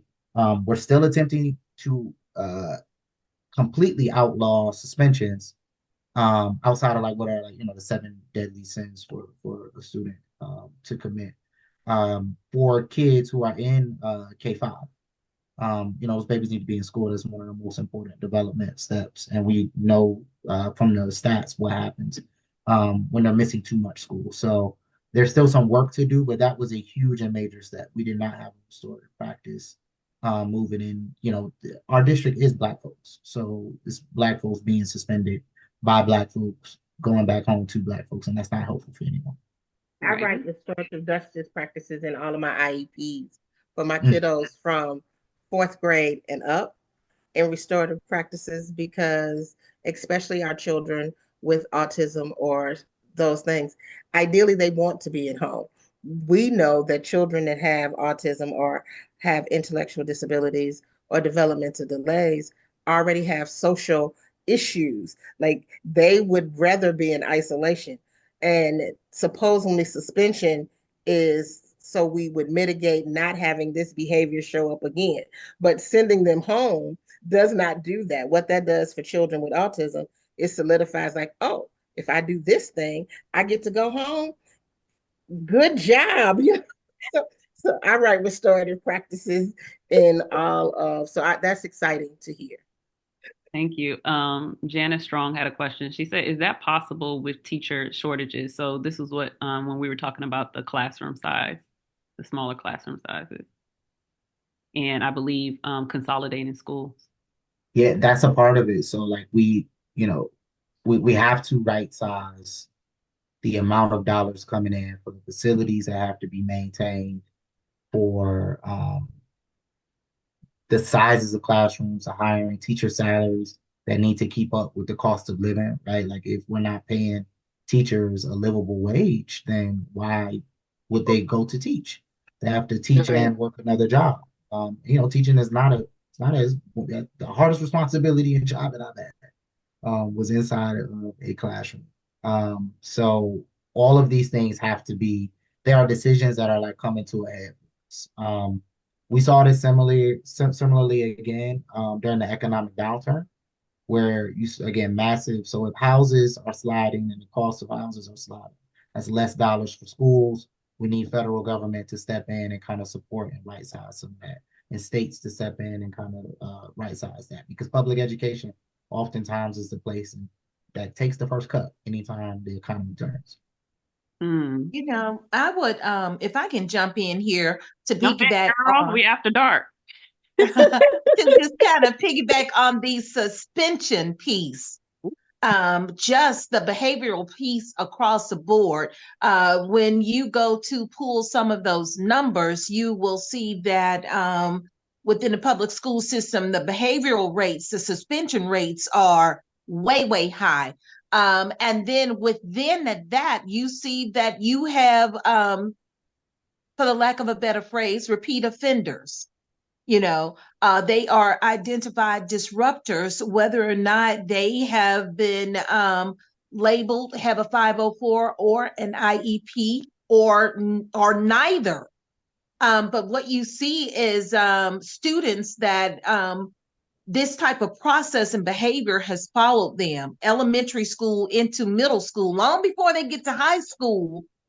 They already have a record. And then you see these extensive, it takes, they have to have 10 different encounters before this can happen. And then it's tribunal. And then once you have tribunal and you go to a place that obviously demands that you self-regulate a little bit more, what you see is that when they return from those places where they have had to self-regulate, and then you bring them back to their home school, it doesn't take them long before they get back into the same behavior. So I think we are really dropping the ball as it relates to not taking a closer look at these repeat offenders. What's going on with them? It's just like Ms. Nickelson was saying, if for that child that's autistic to misbehave means I get to go home where I like to be, the choices and consequences that are not in place, the deep dive of, you have a child that is actually, you have families where two people in the family have been murdered and one of them have been incarcerated along the way. But yet you guys want us to come to school every day and we're being bounced around from here to there. I understand that schools don't want to be, I'm going to say this. Let me. So I understand that we have some stuff in place as it relates to the wraparounds. How do we get in here? Restorative justice, restorative practice, all of this is good stuff. However, if you come from a place, home, where you're not being taught any type of, we can get along, we can compromise, we have some coping skills. These things, it's like, I know we're saying we don't want to bring these children into school and have to parent them. I don't think we're parenting them. I'm learning from crisis intervention that we must be prepared to address them, to give them some coping skills for them to be able to identify where they are. I think the pandemic really, really, really brought that to the forefront. But we have got to do something. We've got to do something different, Dr. Leon. We've got to, someone mentioned earlier, we've got to reimagine education in public school, innovative learning, that innovative learning and teaching that they're doing at the charter schools and where they're using vouchers. Some of those things, some of those standards, some of those best practices, I see that as being the groundwork that has to be done as we continue to have these type of conversations. I think 2024, we are post 9/11, we are post school shootings that are still occurring. Those are things that we have no idea of what that has done to a child that's showing up at school and dealing with this post-traumatic, they got this post-traumatic stress. Mm-hmm. Like something is not right, and they're having different types of drills. We weren't drilling for if somebody comes in your school and we might all have to fight or, flight, So and as a person within the school system, that puts me at a hyper level of awareness. Yeah. So as we start this conversation, whether or not our president-elect decides to pull the trigger on DOE or not, I think that we are in a space where we've got to have this conversation. It's got to be a deep dive. And sometimes you have to deconstruct before you can reconstruct. And I think that's where we are. And I think this conversation just kind of, took the tip off. Yeah, I agree. Sounds like another conversation that we might have next time, right? Right. I love that. Real quick, you said tribunal. What is tribunal for those that don't know? It's like a trial. It's like a panel, isn't it? Like a panel of experts. Actually, Dr. Leon. Yes. So our tribunals are typically found within, very much at the end of the student discipline process, where it is made up of both counsel for the school district, representatives from the board, the district, and teaching, and oftentimes teaching and learning staff. These tribunals are charged with levying what are punishments to students going through that discipline process. So you see it a lot of times at the end of the line when it comes to like a full expulsion or like a long-term out-of-school suspension. Because every student, according to, I'm forgetting the ruling at the Supreme Court, but are entitled to due process. And this is a part of due process, a step within it.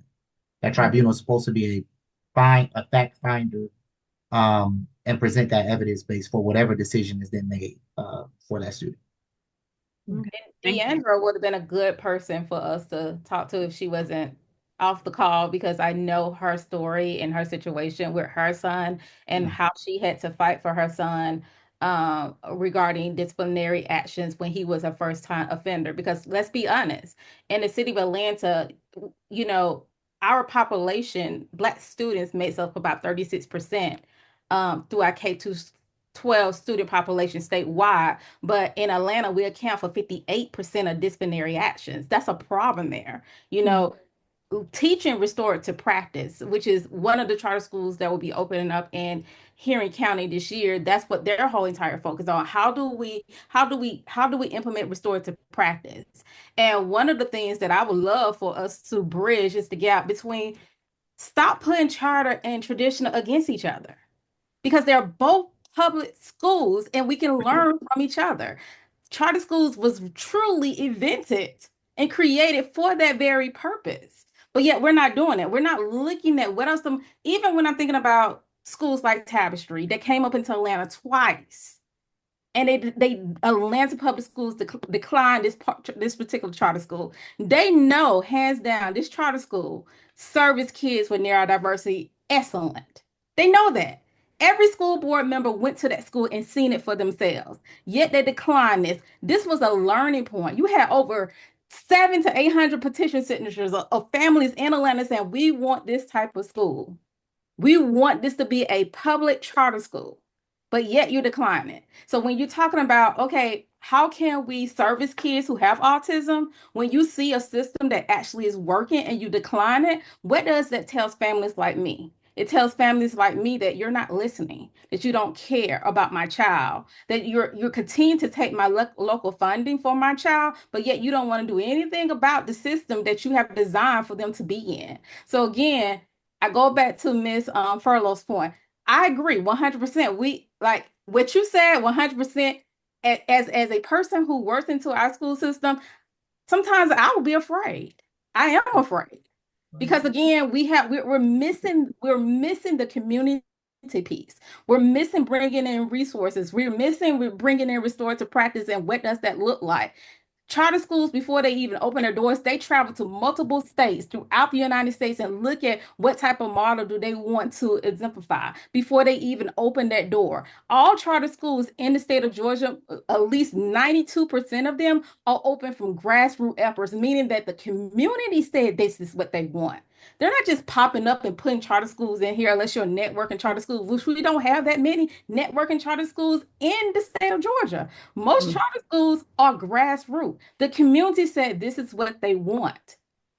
So again, why we're putting them against each other, because it's a fine line between when you say that you're a charter parent compared to a traditional parent. And I'm a parent of both. I don't believe in that fine line. I have a child who's in a traditional school and I have a child who's in a charter school. I also had a child who was in a private school. I don't care about the school structure. What I care about as a parent is my child getting the education that they need? And that's what all parents care about.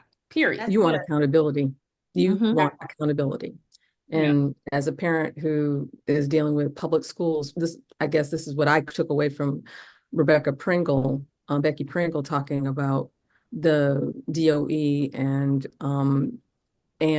charter funds. Not charter funds, but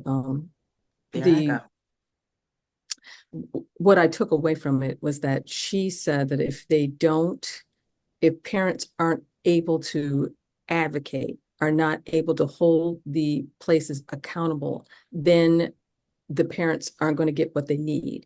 And if those public funds are moved over to private schools do not have to follow any rules. They don't have to have any accountability.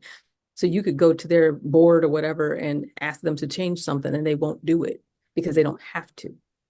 Yeah. I get what she was trying to say. Yeah.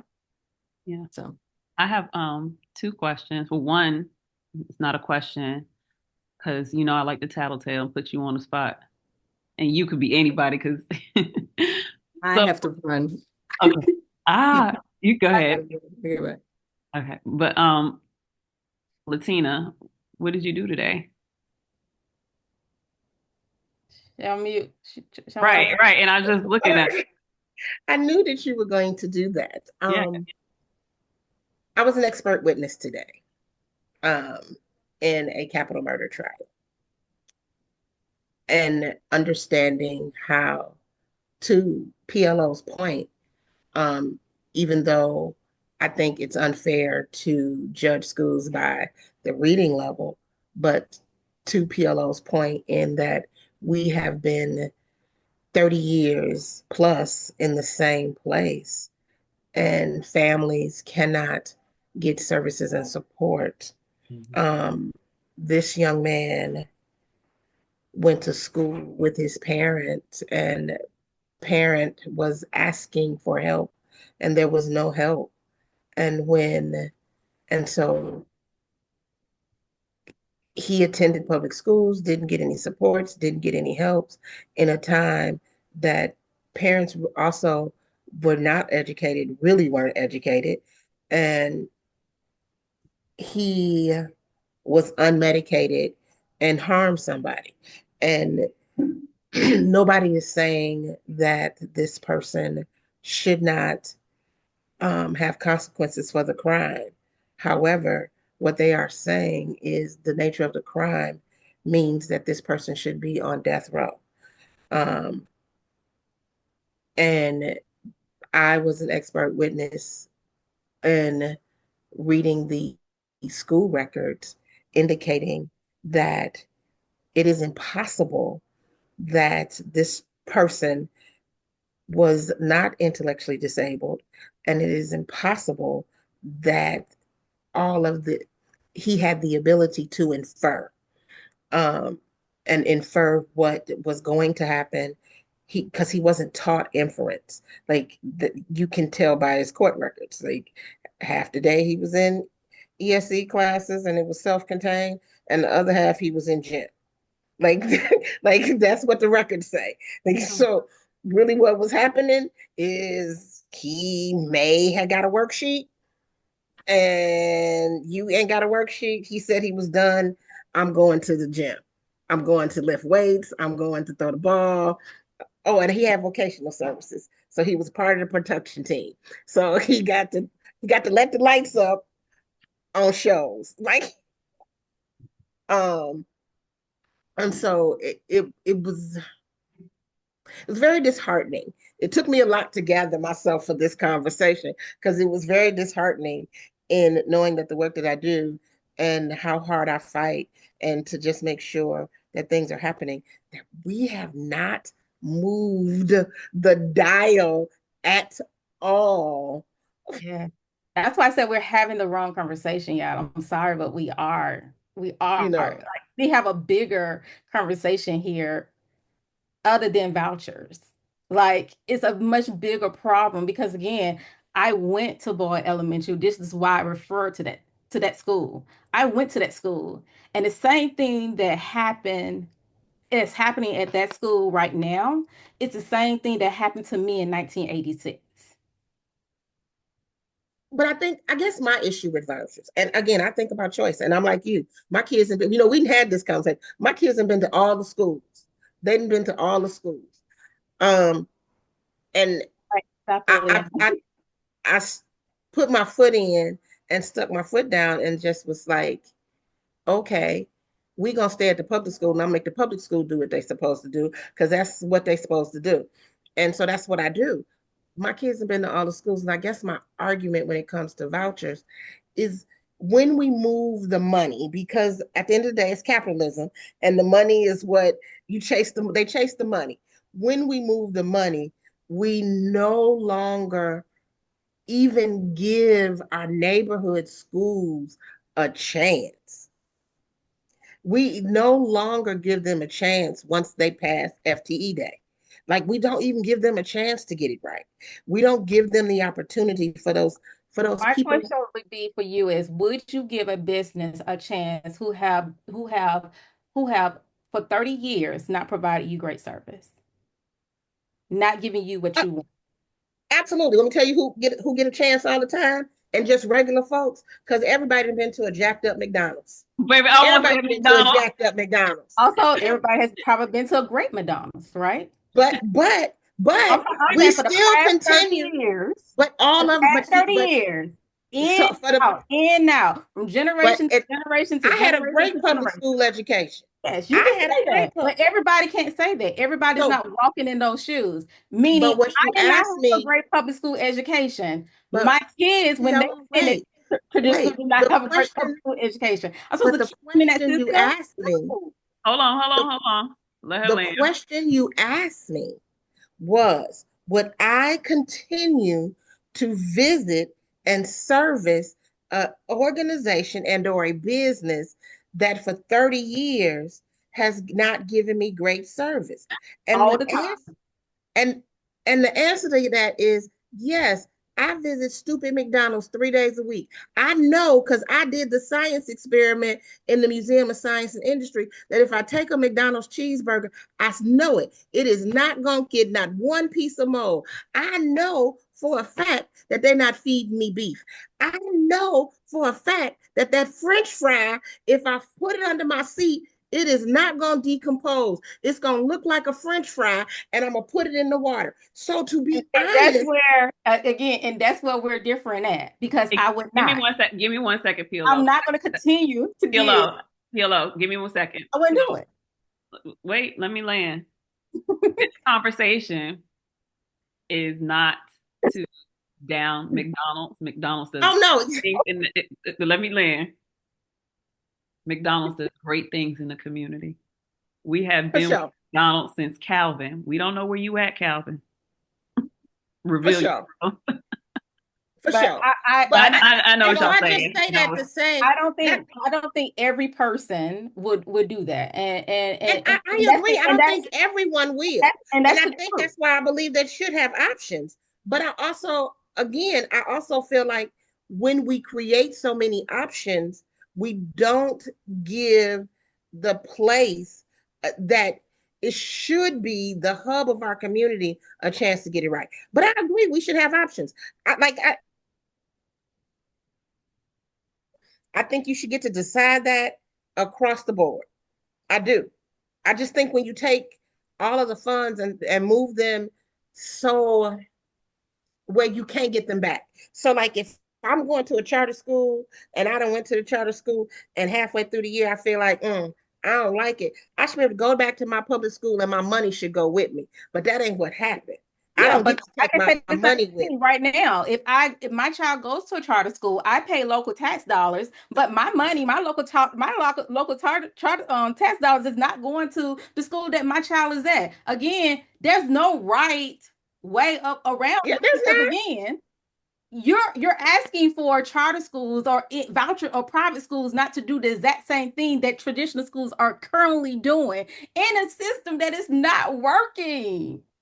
I don't get that. Like literally, how can we? And again, you said all the funds. All the funds ain't going. You're talking about 8 to 10%. That's what you're talking about. 8 to 10% of federal funding. That ain't all the funds. That ain't even 90. That schools, traditional schools get still 90% of the funding. I'm sorry, but I don't get it. We our school system on average, a child gets 13 is it gets at least $13,000 per child on average in the United States. Other countries is 10,000. Yet other countries again is outperforming the United States. Not just by a little margin, by a large margin. Because again, like I said before, we having the wrong conversations. Because when we get upset about that 8%, that means compared to that 60%, that means we're having the wrong conversation. That's why I want to steer the conversation to tonight. It's like, no, I'm not saying that we should take all our money from traditional education. I'm not saying that at all. What I am saying is that 8% and that 10% is not going to put a hold in our traditional education system. However, if we're looking at really truly changing our education system, well, we don't have all these little pockets. We don't have a charter school here getting a little money, and again, charter schools are public schools. They're all in traditional pub and charter are all in arena. I want to make sure that people know that. Okay, charter school here, micro school here, homeschooling here, private school here. We wouldn't have all that if we fix the SES system, which is again local funding in the first place. Our school system should not be funded by local funding dollars. We will always have this problem until we fix that. And I think that that is where we should be having. That's where conversations like this needs to lead to. Because again, we can do all this fussing and fighting all in the world about this 10%, but that 10% is not going to destroy our traditional public system.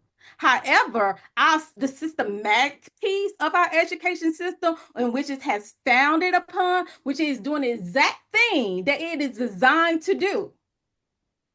We can make laws and pass bills and do all these things. And trust me, I have done it. I have done it. I have created 6 charter schools. Okay. I have done it.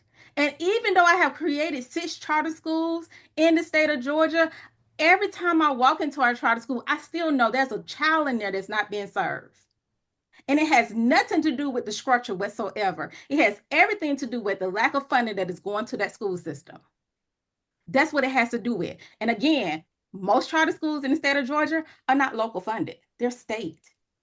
They're state charter schools, which means that they're not, those local funds are still going to that traditional school, even though they don't serve that child. So that is the piece that I need for people to understand, is that we have a bigger conversation that we need to be having. And it's going to take parents on both sides of the aisles, parents who support traditional schools, because I'm a parent who support both. Okay, because I know that both of them are in the same system. Both of them are working towards the same thing. And both of them, again, is not giving a child what they need, because they are in the same system, which does not work for our children. It's not equitable funding at all. So if a wealthy school has 60% local funding compared to a school that has 30% local funding, that means that that school system gets $20,000 per child compared to $12,000. And that is why our school system is failing. I love it. So that's the piece that I want people to understand. Thank you, Pelleo. I'm going to have Latina respond to that, and then I'm going to ask another question before we wrap it on up. I mean, her funding, I can't argue with how schools are funded. Like, there's no argument in how schools are funded. I think, even though I believe in choices, and I do think that parents have choices, and I'm not against one or the other, because charter schools are public schools. When they say that they're not, I'm quick to tell people, yeah, they are. If they get federal dollars, if they get state dollars, you're a public school. The only time that you are not a public school and not a traditional school is if you don't take no money from the federal government whatsoever. Mean it free lunch, be it if you don't have a Title I fund, a Title IX fund. If you don't take no money from the government whatsoever, that is the only time that you are not a public, so to speak, public school or public entity. I do agree, even though I think we should have options, I think all of the options should be in that neighborhood school. Like, so we shouldn't have all of these lanes. We shouldn't have to be able to drive in all of these lanes. School should be done one way, and not one way per the child, but it should be the micro school ideas should be able to be in the public school. The Montessori school ideas should be able to be in the traditional brick and mortar schools. The charter school ideas should be able to be in the brick and mortar schools. And so that way, all of the dollars are going to one place. And so that one place, we have an understanding, is a holistic place. And it is going to educate our children based on their needs in that one place. Not that, oh, I don't like this place, or I got to take them out of here to take them over here, or I got to take them over here to do this. I think that is the thing that other countries have figured out. What they have figured out, because again, they do not use local funding to fund their schools. Can we say a shout out to Finland? Yeah, it's like it's on, and not just Finland. You're talking about Canada. You're talking about Singapore.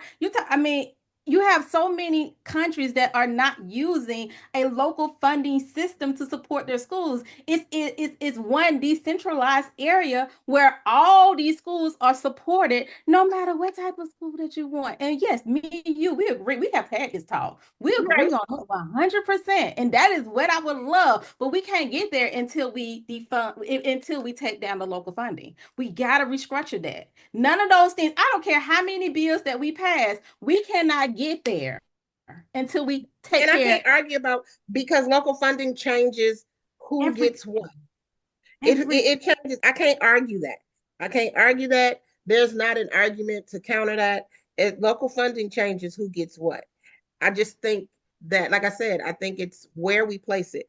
Other countries have figured out they don't need all these other models to educate their children. They can have all those other ideas in this one place.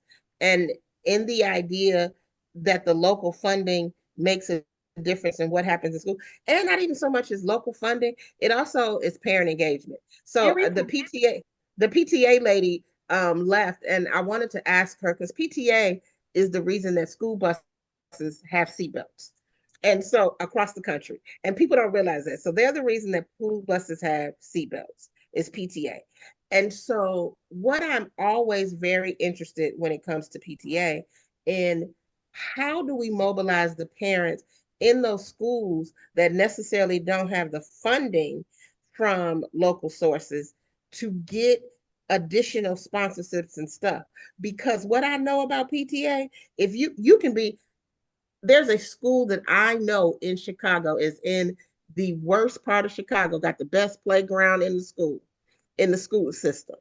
Because the PTA and the parents said that they want a nice playground.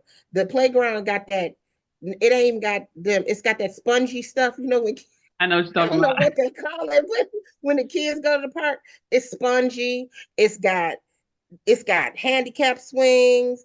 It's got all of the things, but the parents did it, and the parents mobilized, and so that could happen also. And so it's really, how do we mobilize parents to do something different until we can change how schools are funded? Yeah, and create foundations, and that way you can get grant funding. But again, it goes back to resources, and goes back to educating the parent. It goes back to showing parents all these options. And again, a lot of parents are turned away from PTA and PTOs because they're cliquish. So again, that's a culture thing. How do we get rid of that so that parents want to join these look want to join these organizations? Because again, it is so many layers to this. And again, and we can't, as Dr. John said, we can't fix one. Like it's gonna be one of them. We fix one, then we got to fix over here. We fix that, we got to fix over here. How again, go back to history, go back to how other countries did it. And the one thing that all these other countries did they decentralized the funding system. They made one funding system for all the educations in their country. All the education system. So if we But can't these other countries, and being honest though, these other countries also decentralized everything else. Like at the end of the day, it comes back why to not? that. Why we can't decentralize healthcare? Because Why we can't, again, let's start with education. You know, I'm like, it's capitalism at its finest. That, like, at the end of the day, it's capitalism at its finest. And again, this is what capitalism gets us. It gives us a system that is designed to keep people behind. Of course. Yeah, I mean, to keep people behind. It's the have and the have nots. And just real quick, Pelleo, can you give everybody your handle that's still up here, just in case they're not following you?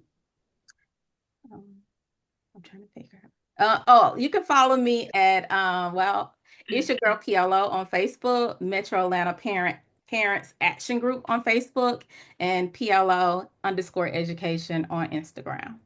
And tell the remaining audience what you do. Well, I have my own education and consultant firm, so I help charter schools open their doors, do grassroots efforts. I also am a consultant for parents who are looking for school options in the state of Georgia, and I also create reels and content creators for schools, showing all the amazing things that our school systems are doing. And what has been your prize school so far? If you feel comfortable.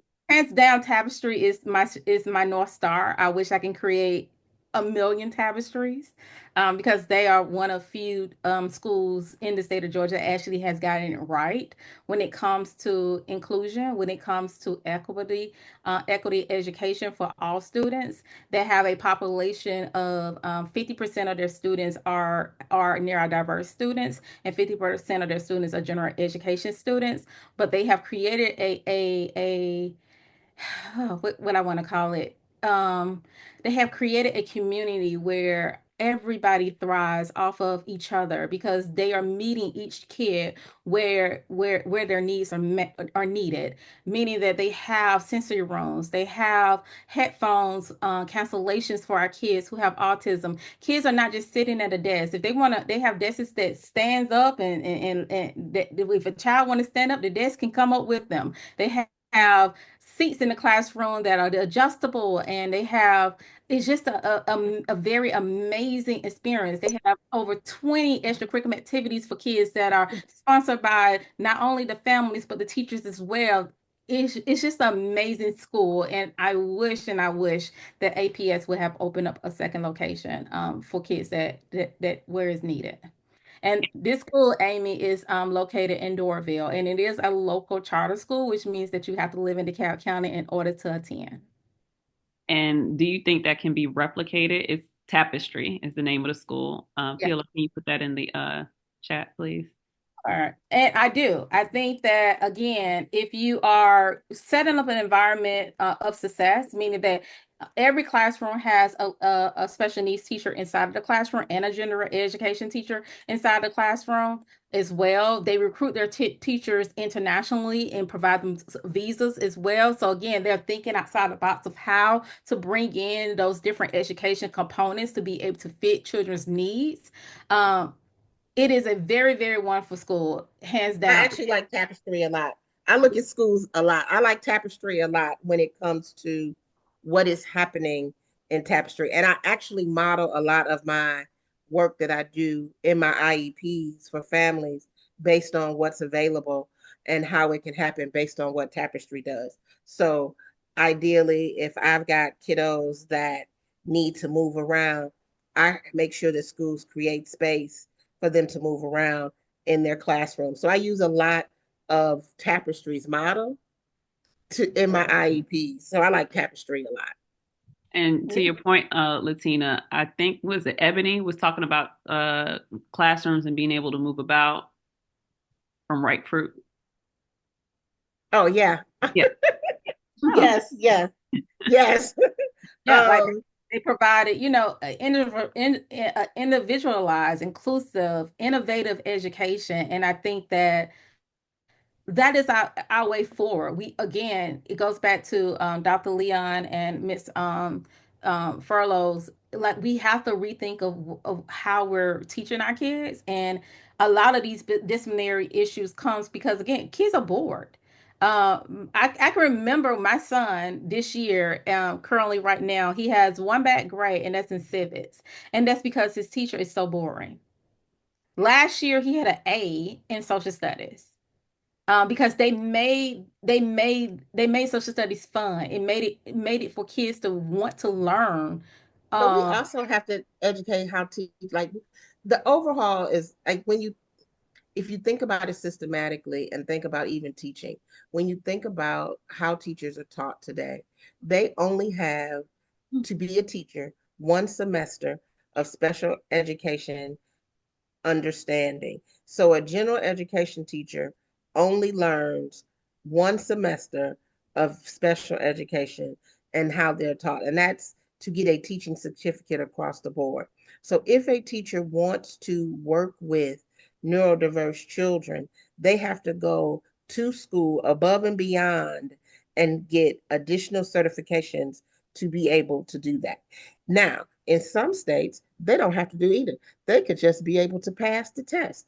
And so I'm a general education teacher, and I want to be a special education teacher. So I need to take the test for certification. I have not been taught. I don't know anything about what's happening. I have not learned about neurodiverseness. I have not done any of those things. However, I'm bright enough to be able to take and answer the test because you can get a sample test to know what the questions are. And if I pass the test, ta-da, I'm an ESC teacher. I think, like, again, there's a spot that needs correction. Yeah, I agree. Always. Pelleo, 3 things that parents should know before considering that change from traditional to charter and beyond. What I would say is parents definitely need to know about, does this school have the capacity to serve my child? Meaning, do they really truly have a special needs department that is going to be able to serve my child and give them what they need? Number 2 would be, are the teachers certified? Because again, a lot of private and charter schools, teachers are not certified. And I'm not saying certification means that you're a better teacher, but you are able to hold them accountable as well. And 3 would be, does the school participate in advocating for laws that is going to strengthen my school? Because one of the biggest problems that we have in Georgia is that school want to take politics out of it. But what we're not understanding is that politics is what is the driving force of how our schools are actually funded. And we are creating laws that affect our schools. So you have to, politics is in it. So why, instead of turning a blind eye towards it, I think that it would be great for our schools to really start demonstrating and educating not just our parents, but our teachers and our students of what does it mean to interact with our policymakers, how these laws are created, and what can we do to combat these laws that are not created in our favor, and create laws that are in our favor. So that will be my 3 things. And I just want to add the thing to add to that is know your child's disability. You have to know who your kid is and know what kid you are sending to the school. Because if you don't know, how you gonna advocate and ask for something if you don't know who your kid is? And you got to be all right with whatever, especially for those of us Black and brown, you have to be all right with whatever that thing is. And not try to sweep it under the rug, not try to dismiss it, not try, not that I'm not a praying woman, but not try to pray it away, not that I don't believe in holistic medicine, but teas and clays and gut health, and these things are not going to change the development of the brain that creates a barrier to learning. So, like, that's the thing that I will add. The thing is there. It is going to always be there. And how you manage it is very different than you saying it's not there. So can those things manage it? Absolutely. But you have to know what kids you send to school, and you have to know what you're advocating for in the school system. What is the thing that you need? And if you are not aware about who your kid is and who you send into the school and what is the thing that you need, then you just throwing stuff on the wall and trying to see if it stick. Like spaghetti noodles. And know your parents' rights. Right. They give you that package for a reason every time you have a meeting. Read it. And granted, it's a hard read. Yeah. It's a hard read. I tell anybody, it's a hard read. And in Georgia, they try to truncate it for you in the real cute way and give you an info graph. But you need to read the actual parental rights, not the infograph where they didn't explain the part that they want you to know. You need to actually read the hard read. And it's a hard read. I had a client yesterday. She said, "What do you mean it's a hard read, Miss T?" I said, "Go back to your granny's version of the Bible, when the old Bible, when we were still reading the King James Bible, and it was thou thusest saith the Lord's on the, how that was a difficult read compared to that, but it's just as important. Okay, thank you for that. And so thank you. That's kind of a segue to back to you in the studio, Miss Nickelson, Yes. M.Ed. Um, can you let people know where they can find you? Um, when my mind is right, I'm on TikTok at Latina Nickelson Advocate. You can see me on TikTok when my mind is right, and Latina Nickelson Advocate on Facebook and Instagram. I am not a social media person, so when my mind is right and I am not in the thick of advocacy, then you get videos and such. I am attentive to my clients, but if you have a question, want to reach out to me, I did put it in the chat previously, but you can email support@soareducationalservices.com or go to my website at soareducationalservices.com. That's SOAREDU services with an S.com. Thank you, thank you, thank you. And so what do you do? What are these SOAR services? I am an educational advocate. I help parents go from chaos to collaboration in the special education system. And what that looks like is I help you get those supports in the public school system, be it charter or because that's a public school or a traditional school. I help you get the services. So if you or and help you track data. I think that is a thing that people miss. I help you track the data. I help you make sure that if they say your kid is supposed to have speech 2 days a week. Look, I am gonna make sure that you got speech 2 days a week. So that's what I do. Okay. And the 3 things that parents should know. We had this. I can't go down to 3 at this point. You gotta go 3. No, you tell me 3 things that parents should know, Miss Lola. What did from me? What have you learned? 3 things that parents should know. Baby, I don't know now. So that Um, means I have not done my job. I don't know. I applied for this job and I got this job, so I need to ask you. Um, but what I have learned from you, and I'm still going to ask you 3 things. 3 things that I have learned. The first thing is the narrative. I need to be able to lead the narrative of who my child is, where I see him, not just now, but in the future. Because as a parent of a child diagnosed with autism, we're in the fight, we're doing the now, we're in it. It's therapy, buy, sell, doing all of the things. And they're growing up. Every day they're stretching out. We're going raiding Target for whatever. All the kids are wearing the same damn clothes. And not realizing that as he went from 4T to size 10, 12, he's growing and his future is coming and it's coming quick. And I'm still in the, you need to give them this today. And it's like, no, here's the story of who my kid is, our family values, and where I see him, and holding them accountable to reading that. So that's one of the biggest things. Touche, touche. That is probably my first lesson that I give any parent. The first lesson I give any parent is, what do you want for your kid? And parents usually tell me things like, I want them to be successful. I want them to grow up. Okay, what does that look like? Do they have friends? Are they going to get married?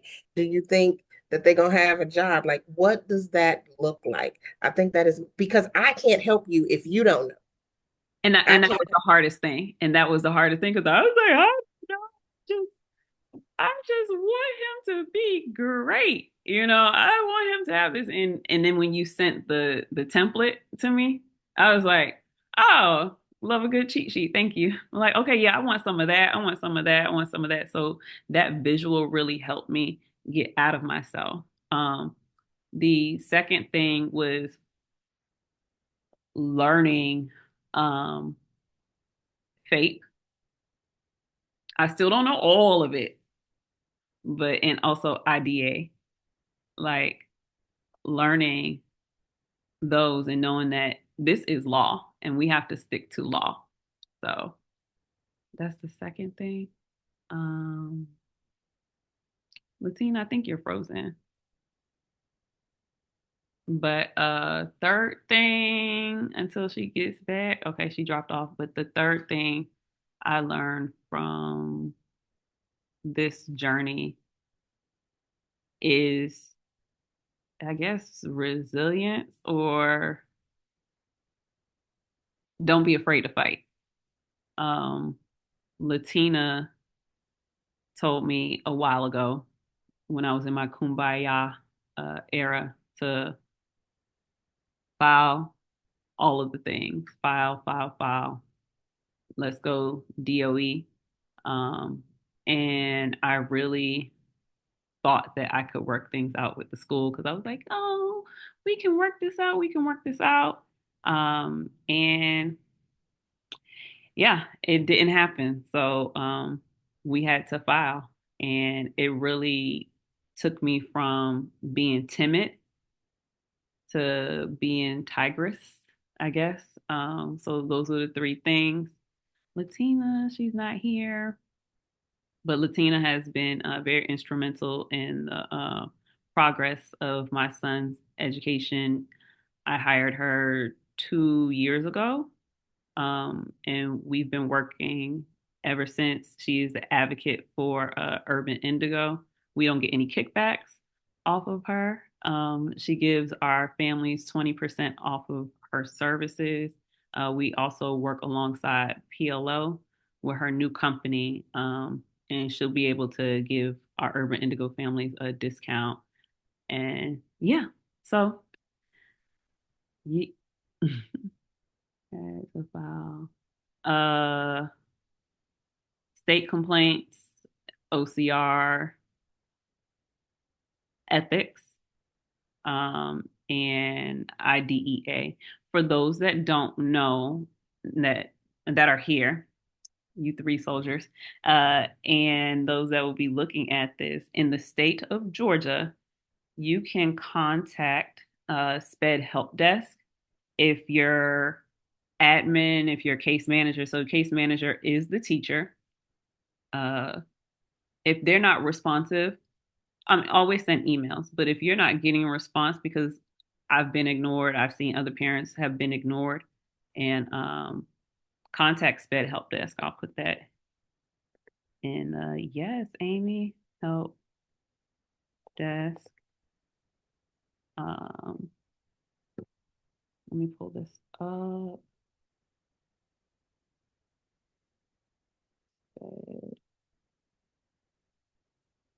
Okay, so it's SPED Help Desk at DOE.K12.ga.us.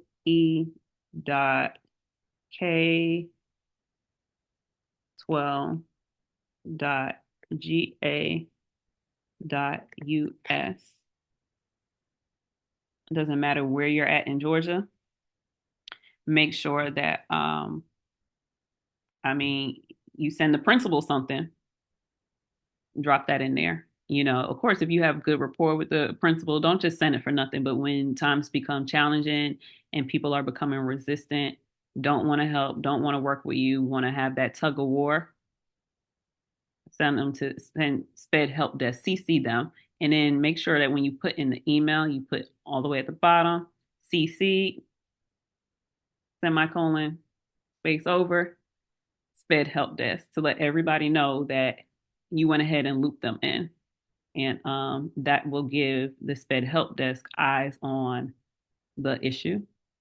I really suggest moving from those complaints. You see parents, they get together, they have conversation, and they have, complaint session, but it's like, what do we do after we've already complained about this?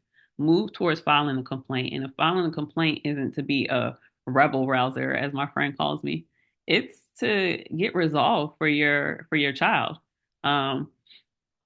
Wolf Creek, they're not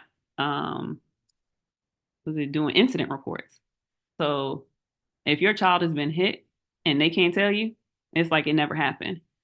And that's something that has to change. So there's a lot of work to do here in Georgia.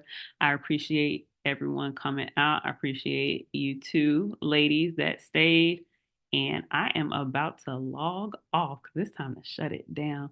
But thank you for hanging out with us, kicking it with us, with Esther Dillard, iHeartRadio. And this is our After Dark session. So cheers, ladies. Take care.